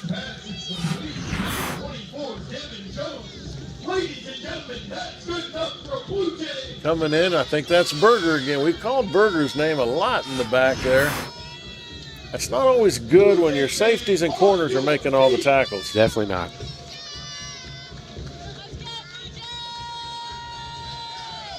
That's also why you see like Seabolt has so many tackles. Their defense has been so good. But Tabor is finding some holes today and threatening the score here early in the fourth. Green finds a man, and there it is. He finds Jones again. Nice job, Green. Good job for 4 Tabor yards offense. out. Look at the time he has. Offensive line, nice job up front. Finds Jones wide open in the end zone. You know, if we can get a replay on that again, one thing I'm impressed with, it looked like Green was looking out to the trip side at first, and just his ability to scan through that. That's a nice job. Really nice job. And then Definitely again, seeing some things coming together here. And the offensive line was giving him great time on that. Heilig to kick. And do we expect anything different? Nope. Okay, here we're going to go back to that touchdown. You watch Green. He's looking left. Then he comes back to his right. So looking through his receivers. Nice job by Green on looking off the corners and finding his wide open person there in the middle. So 7:49 left in the fourth quarter. Tabor takes an 11-point lead, 24-13 over Bethel. And let's take a break. Hillsboro's TCW team is proud to work for you. Our local service and support teams bring the best for fast and reliable TCW internet right here in Hillsboro. Working closely with residents and business owners, we help find the best solutions for all your needs. You simply can't beat our local customer service, always ensuring a connection to work seamlessly, stream continuously, and game uninterrupted.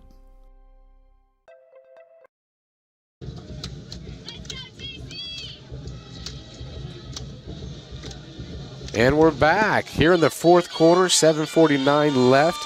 Tabor 24 and Bethel 13. Robert, how about that last drive? I'll tell you, Jeremy, Holy that moly. was nice to watch that offense move the ball. You know, the fumble down here sets a pace. I mean, it was getting the ball. Bethel had been moving it, took it away from him, and Tabor's offense responded. Some nice plays, some open passes. You saw Hill and then Jones at the end. Green finding some time. He's been elusive in the pocket too when there's been pressure. So it's been kind of fun to watch as Hiley gets ready to kick it off. And it's high, and this is almost like an onside kick here. We caught it. We did. Oh, my goodness. This is going to be Tabor's. But can we?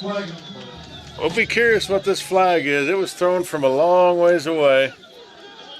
I don't know the rules on this, but I would assume. But it should be our ball, depending on what this. Does it have to hit the ground before you get it as a kickoff team? Don't think so.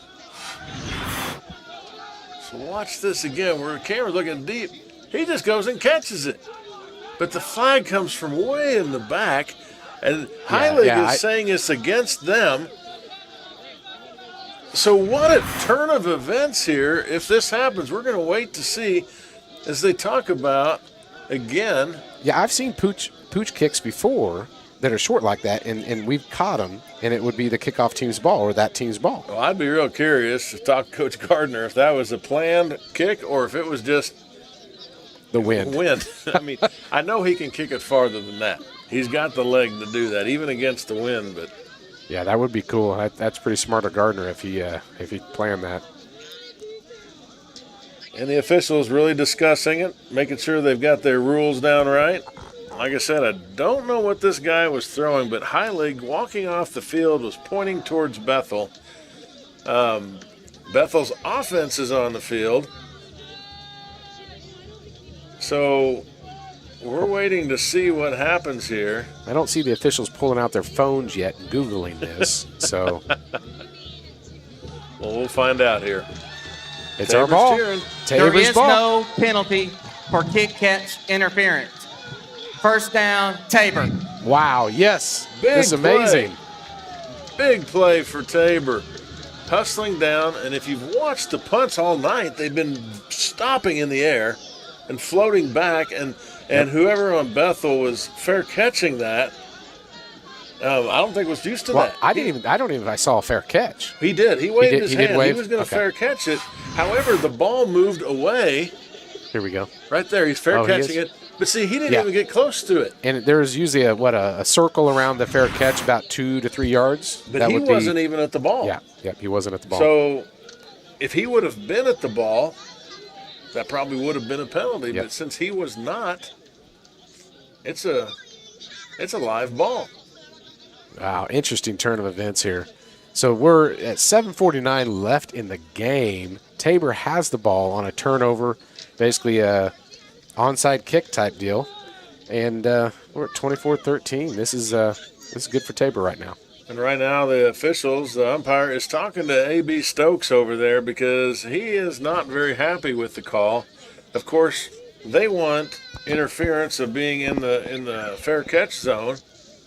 That's just it. I don't think it was within the fair catch zone. Well, Maybe that's what he's explaining to him. Once again, that wind kept pushing the ball back towards Tabor, and by the time it came down, the Bethel guy wasn't there.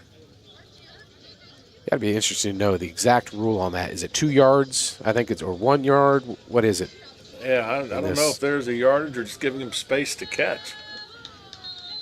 So real interesting. I don't know if you remember my stats from the first half. Green with only 70-some yards passing. He now has 206 and 3 touchdowns.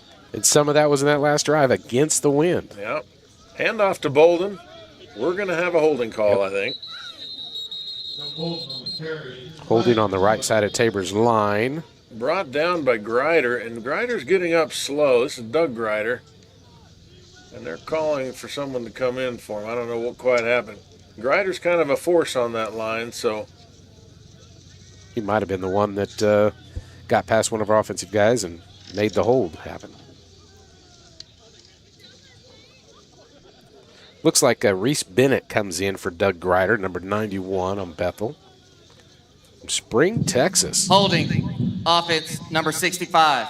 That penalty is declined. Results of the play, second down. So Bethel takes the down over the distance. And we have about a 4-yard loss. Looks like that holding was called on Cal Bukolski.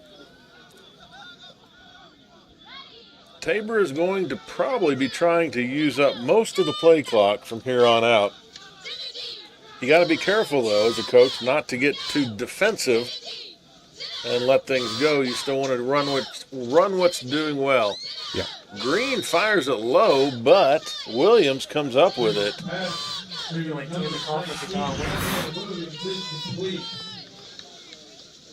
It's a low ball, but he gets it. It's about a 3rd down and 10 now. Looked like Grant Gotze was right there just in case that was caught, though. So I think even if it was thrown, he caught that. Looked like it was well defended by Bethel. Brings up 3rd and long at the Bethel 37. This will be a great time to get a first down. I'd love to see that pass across the middle where we hit Hill. Yeah. This time we're looking on the outside. Find Jones. He's the one that got the last touchdown before he gets driven back by Pamplin. Not after a gain of about 6. So that brings up 4th down. What do you do here, Robert? Do you punt against the wind or do you go? I got to say, I think I'm going to go for it. 4th and 6? 5? 5. Short 5.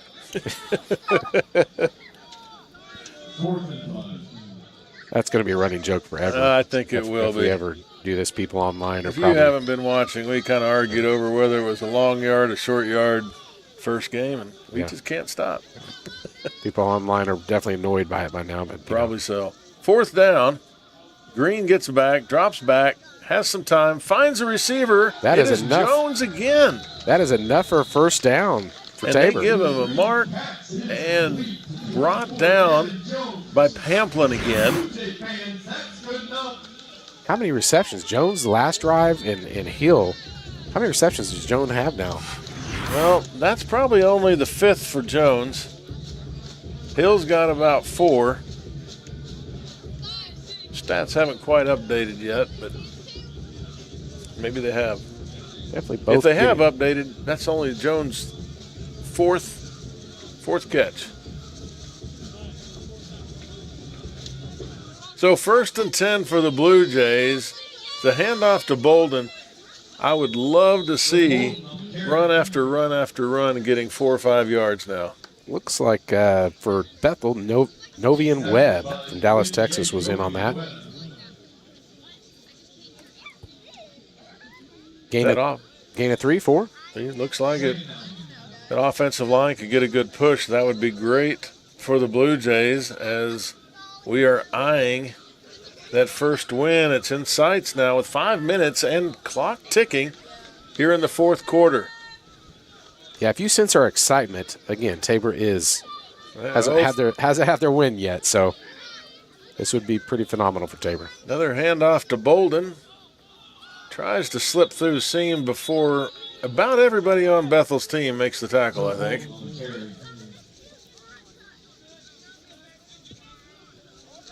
Tempers are a little testy on the field. You can see people pointing. Well, I'm wondering if there was maybe Bethel thought that he lost the ball there. Brought down by 25, Mitchell Monty. Not quite sure. So here we go, just trying to milk that clock a little bit. 4:12 left in the 4th quarter. 24-13, Tabor in the lead. Letting that play clock run down before we snap the ball. Just gets it off before he's got pressure. He's got a man, and it's a touchdown. Wow. It's Bolden again. Green to Bolden. On a fade into the corner. Let's watch that again as he's getting pressure. Throws it up. Bolden keeps going. Catches it over Pamplin. Got the wax on, wax off again there. Darius Pamplin, I'm telling you, that's my favorite dance right now. Well, I know that's not the wax on, wax off. But it's part of that movie. The Karate Kid stance. You know when he hurts his leg at the end of the movie and wins it all? That's an old movie. Yeah, it is old. Well, Heilig comes on to kick the extra point. And it's up, and it's good. So, another touchdown for the Tabor offense with 3 minutes and 55 seconds left in the 4th quarter. extending their lead to 31-13 over Bethel. And we will take another break and hear from our sponsors.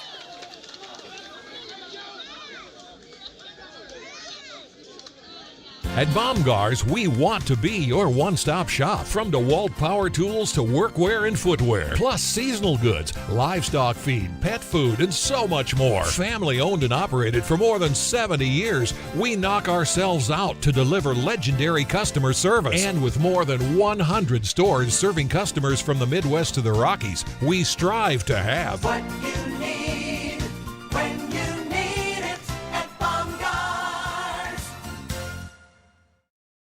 At Baumgar's, we...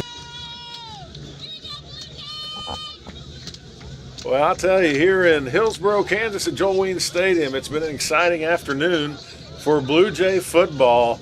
Maybe we need to have homecoming every week. Yeah, I say we do that. We got all the people here. Let's do it every week. So all you alumni that are out there and people that are in the stands, if you listen, come back another week. But honestly, if you look at the last games we've played here against Evangel and Southwestern, who have both been ranked teams, we've played them well. We've been competitive until the very end. I think it's been 1-score, 2-score games. Where sometimes on the road we haven't been as competitive. We even highly ranked Southwestern last time I was here. Yep. We held them clear into the third quarter. And Well, that ball just rolled through. wow. Well, that looks like Daigle. Bethel will get started at the 39-yard line on their own side. So it looked like Gibbons might have been on that return. I don't think it was Madison. Might have been. But Daigle came in fast on that one to put a hit on him. Ladies and gentlemen, we still have a phone up here that was left in the restrooms. If it is yours, So or you think it is yours, 3 minutes, 55 seconds in the fourth, and Bethel is going to need to score Looks like we have multiple times. Scott Grider in the backfield. And it's a fumbled snap. Pressure on Sears. He gets the ball away. Ooh, Oh, Reyes had it in his hand, that was but got good pressure. knocked out when he got hit. Yep, Martavian Jackson on that. I think that last-second hit on the back there knocked it loose. Definitely did, because I think it was on the fingertips before that. Sears did a nice job getting that ball out to him, though. It's 2nd and 10 now. Sears looks to the outside again. Big hit on Reyes again by Jackson. Oh, yeah. Reyes looking like he didn't like that. Well, they're both talking a little bit back and forth here. It's kind of a heated rivalry sometimes, so that can happen. That's true. Yeah, Bethel has been a long-standing rival of Tabor for sure. That is very true. Sears back again. He'd pressure from the behind, and there comes Meyer. Meyer gets him from behind, but I think he's going to get back to the line of scrimmage, and we're going to find out. Good job on Meyer on that. If we can get a replay on that, it looked like he came from the left side all the way around the block. Good hustle on his part. Did not stop. Watch this again. Nice job on Meyer. Ran a mile to make the tackle. Holding. There you go. Offense, number 1. 10-yard So, penalty. Had First a down. holding call yet, so Tabor decides to take the yards over the down, which I think is good in this case. We need them to go farther.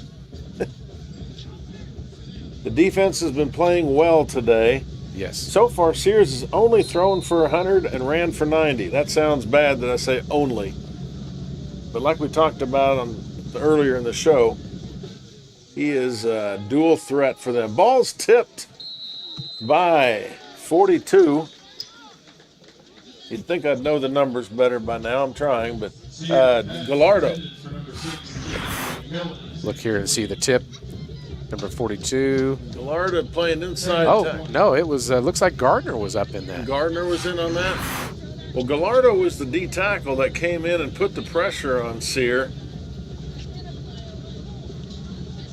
And whether that was Gardner or whether that was Gibbs coming off that edge, there's a lot of pressure on him to make a quick play. Sears back again. It's going to run. He's a threat when he does that, as we know. And nice tackle by Jackson. Gain of almost 20. Yeah, not before he got the first down on that. Gain of about 20, 23. And, that's how they started out the game, too. He would take off, and that seemed to be their main offensive weapon. It definitely is, and anytime he gets loose, it's trouble. Little pressure by Gibbs coming from the outside. Whether the receiver slipped or whether it just was an errant pass. Intended for Madison. Yeah, I was looking at that number, seeing who that was intended for. 2:40 on the clock, fourth quarter. Crowd's getting a little anxious. First Blue Jay win is on the line. Sears, quick pass out to Madison. Makes the catch and looks like Hernandez. Yeah. I don't know what they're going to call that on. I think Tabor put the hit on Tabor. Hernandez and Tia Sisopo hit each other. Here we go. We can see if there could be some sort of targeting here, but I don't think I saw anybody's head go down. I don't think so either. I mean, 6 came in there with his shoulder. Hernandez. Good hit by Hernandez for sure. Came a long ways to get that tackle as Hernandez is on the opposite side of the field. Yeah. Yeah, and if this stands, this would be a gain of, 14, 18, somewhere in there? That is correct. Well, if it is a targeting call, it's good that we talk about sometimes how much they're discussing and it delays things, but targeting is a big deal and can get you thrown out depending on the level of the call. Yep. Or they've already got it decided and they're still talking about that pulled pork dinner tonight. Here we go, the replay again on this to see if we can discern anything. Man, that's I tough. just don't see the initial hit looked like Tabor number 9. Result of the play is a first down. Personal foul, targeting, defense, number 12. Number 12 will be disqualified from the contest. Yeah, replay that penalty again. will be marked off half the distance to the goal. First down. I will be curious how that looks like on film, and I don't know what their review policy is. Last home game, we had a targeting call that they says they review at halftime. Obviously, we're Christian past halftime. Yeah, Christian comes in here, he's coming up from the back. But it looks like 2 hits Christian in the. That's tough. That's a tough call. You got to make that a split second. We got a reverse here for Madison. He's got some room. Hernandez, nice job coming up. Nice job, Hernandez. Wow. Cole Hernandez single-handedly broke down and stopped Madison. It was one-on-one pretty much. And to the literal sense of what you just said, it was single-handedly. He grabbed onto his jersey with his one hand and pulled him back in. That's right. And looks like we've got a timeout from Bethel here. Timeout. With 2 minutes and 10 Bethel. seconds left in the Second fourth charge quarter. of the half. 31-13 Tabor. 2 minutes, 13 and seconds. we're going to take a back on short the clock. break and hear from 2, our sponsors. 1, 3. Sooner or later, you might need some extra storage space. When that day comes, Fleming's Mini Store All is ready and waiting. Fleming's Mini Store All has 5 locations and has been serving the Hillsborough and Marion area since 1990. They've got a variety of storage size options and can even handle boats and RVs. To learn more, just visit FlemingsMiniStoreAll.com or give them a call at 620-382-5550. Fleming's Mini Store All, the solution for your storage problems. Sooner or later, you might.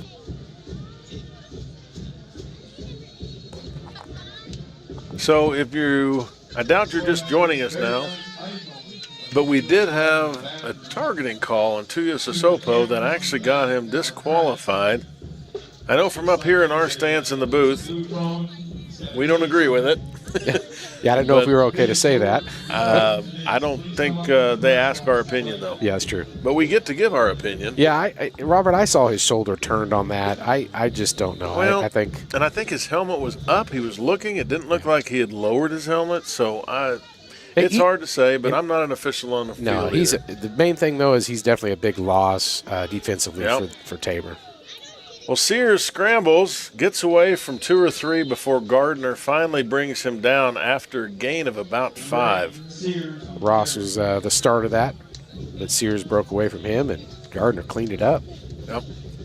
Sears continues to be the main threat today, not tonight, this afternoon. Quick pass to the outside to Madison before he gets hit. But instead of wrapping him up, the 2 Tabor Blue Jays just hit him. He bounces off and scores with 141. So a quick pass out to Madison. Yep, Trevon Madison. Evades 2 tacklers, and gets in the corner of the end zone. You can tell from the first half to the second half, they've really been trying to get Trevon Madison more involved with the offense. Jet sweeps and a few different passes that we've seen in this drive. Definitely, they think that he's one of their key players, and can definitely help them move the ball down the field. Well, absolutely. And like we said, too, he is a preseason all-conference kick returner. And if you're a kick returner at that level, you're also probably a good receiver. Yeah, you're pretty athletic. So they're going for 2. Sears just going to keep it. And he gets away from a couple tackles, and he scores it. So Bethel gets 8 points here late in the 4th to bring the score to 31-21 with 1:34 left in the 4th quarter, as Tabor will be getting the ball back now. And we'll take another short break to hear a word from our sponsors. Infinity Fitness is open 24/7 for all of your fitness needs on your schedule. Whether you're looking to improve on basic health knowledge or are looking to powerlift or bodybuild, start with Infinity Fitness. We've got the facilities, trainers, and equipment to help you meet your goals. Join the Infinity Fitness family today. Call us at 620-877-0220. Infinity Fitness is located at 115 North Main Street in Hillsboro and online at infinityfitnessks.com.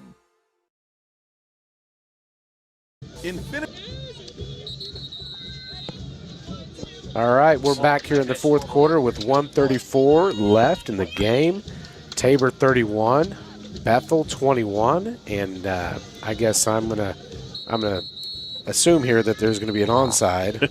It's still a two-score game for Bethel, so that definitely means they need to get the ball back with the 1:34 left. Well, there's no hiding this, and you can see their kickoff team is loaded with receivers, running backs, defensive backs, and our kick return team is loaded with receivers, running backs, and defensive backs. People that can move laterally. And catch a ball. Yeah. These can be game changers if the kicker is good at it and get the nice kick. This will be interesting, too, because it looks like he's having an issue with the wind, and it's definitely hard to hold the ball for an onside. Well, they put it up different. I mean, they definitely want a different bounce. They're going to try and probably get the little bit of a roll. This is going to be hard. He's going to have to – is he going to be offsides now? No, the holder isn't. It isn't? I don't think so. Be interesting to see if I guess they're not going to worry about it at all. Try and get a little roll, and there's a kick. Get the bounce, and Gordon just grabs it, lays down. Didn't get quite the hop he had wanted, but it is definitely what the Blue Jays wanted. Yeah, again, I'm wondering that probably holding the ball on a kickoff, trying to do an onside, would have messed with his technique a little bit, you would assume. I'm guessing it would, because he wants to hit the top of the ball. Yeah. And he wants to get it to roll and then kick up high. So in this instance, Tabor's thankful for the wind. Oh, absolutely. All right, here we go. We have it at the 42 of the Bethel side of the field. I think Bethel only has 1 timeout left. I might be wrong. But Green under center.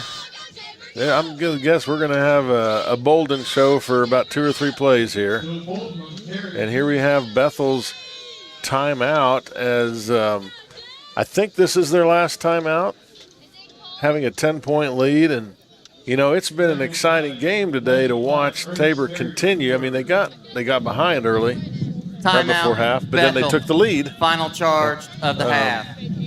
Yeah, 10 to 13 at half, and Tabor scored 21 points, unanswered points, and just has really showed some life on their offensive side of the ball. Yeah. On Bethel, I was looking through their last games, Robert, and their 3 wins. They beat Sterling 53-3, St. Mary 45-22, lost to Ottawa 24-28. So it's a close game on their end too. Could have gone the other way. They could have been 4-1 coming into K-Dub because they also beat Avila 42-26, and then K-Dub they lost last week 14-24. Next week they have McPherson. 2 weeks, just like us. They've got a bye week too. It looks like. So 2 weeks, October 14th. So it'll be interesting to see how Bethel responds off of this game. And I don't remember our schedule, but did we lose against Avila? Avila, have not played them. So I don't think any more timeouts for Bethel as Bolden again gets the ball. And sure enough, the clock is going to start to tick, and there's nothing Bethel can do. It'll be about 40 seconds before they snap this one. I don't think Bethel can get the ball back. Yeah, I'm not very good at math, Robert, so I won't be able to help you on this one. But it looks to me like Green is going to call a timeout, probably with no time left on the play clock, or 1 second. Or Coach is going to. And just to make sure they're all on the same page on what's going to happen. And there it is, the timeout. Nope, not a timeout. It's going to take the delay of game. Kind of trying to figure out. Delay a game. Yep. Offense, number 0. 5-yard penalty. 3rd down. So they decided just to take the delay of game over taking a snap, risking a fumble on that play. They should be able to run one play now, and then they'll get that reset. And that should be the end of it. So they get in victory formation here. Takes a step back, waits a few seconds. And they want that clock reset at 40, and they did, and it's less than time. They do not have to run another play. And Tabor, there we go, on homecoming, on this day, gets their first win of the season against Bethel, who has been ranked in the nation this year. Yeah, they were ranked high in the Kessinger division and overall. Picked to win it. Yeah, this is definitely a surprising loss for them, and a hopefully a surprising victory for. It is a surprising victory for Tabor. And hopefully we can keep that going as we watch them shake hands here at the end. The final score today: Tabor 31, Bethel 21, on a big victory on homecoming day for the Trojans. And as we wind up, we're going to talk about some of the stats today and what's going to just refresh our stat screen today. As I look on the crowd here, we got people videoing and kind of enjoying this moment. But for the Threshers, Sears had 113 yards passing and 118 rushing. So once again, he was the main threat for them. Receiving-wise, Reyes had 48 yards on 5 catches. Madison, 23 on 5 catches. Could not get the ball going like they probably had hoped to. Tabor, offensively, 244 yards for Green in the air, 19 of 34, 4 touchdowns. If I had him in my fantasy league, that would have been great.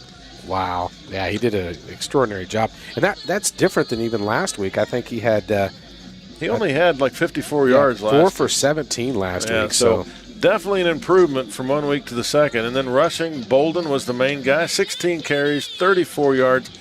Couldn't get the rushing game going as much. Yeah, last week he had 129 yards, just a point of reference. Yeah.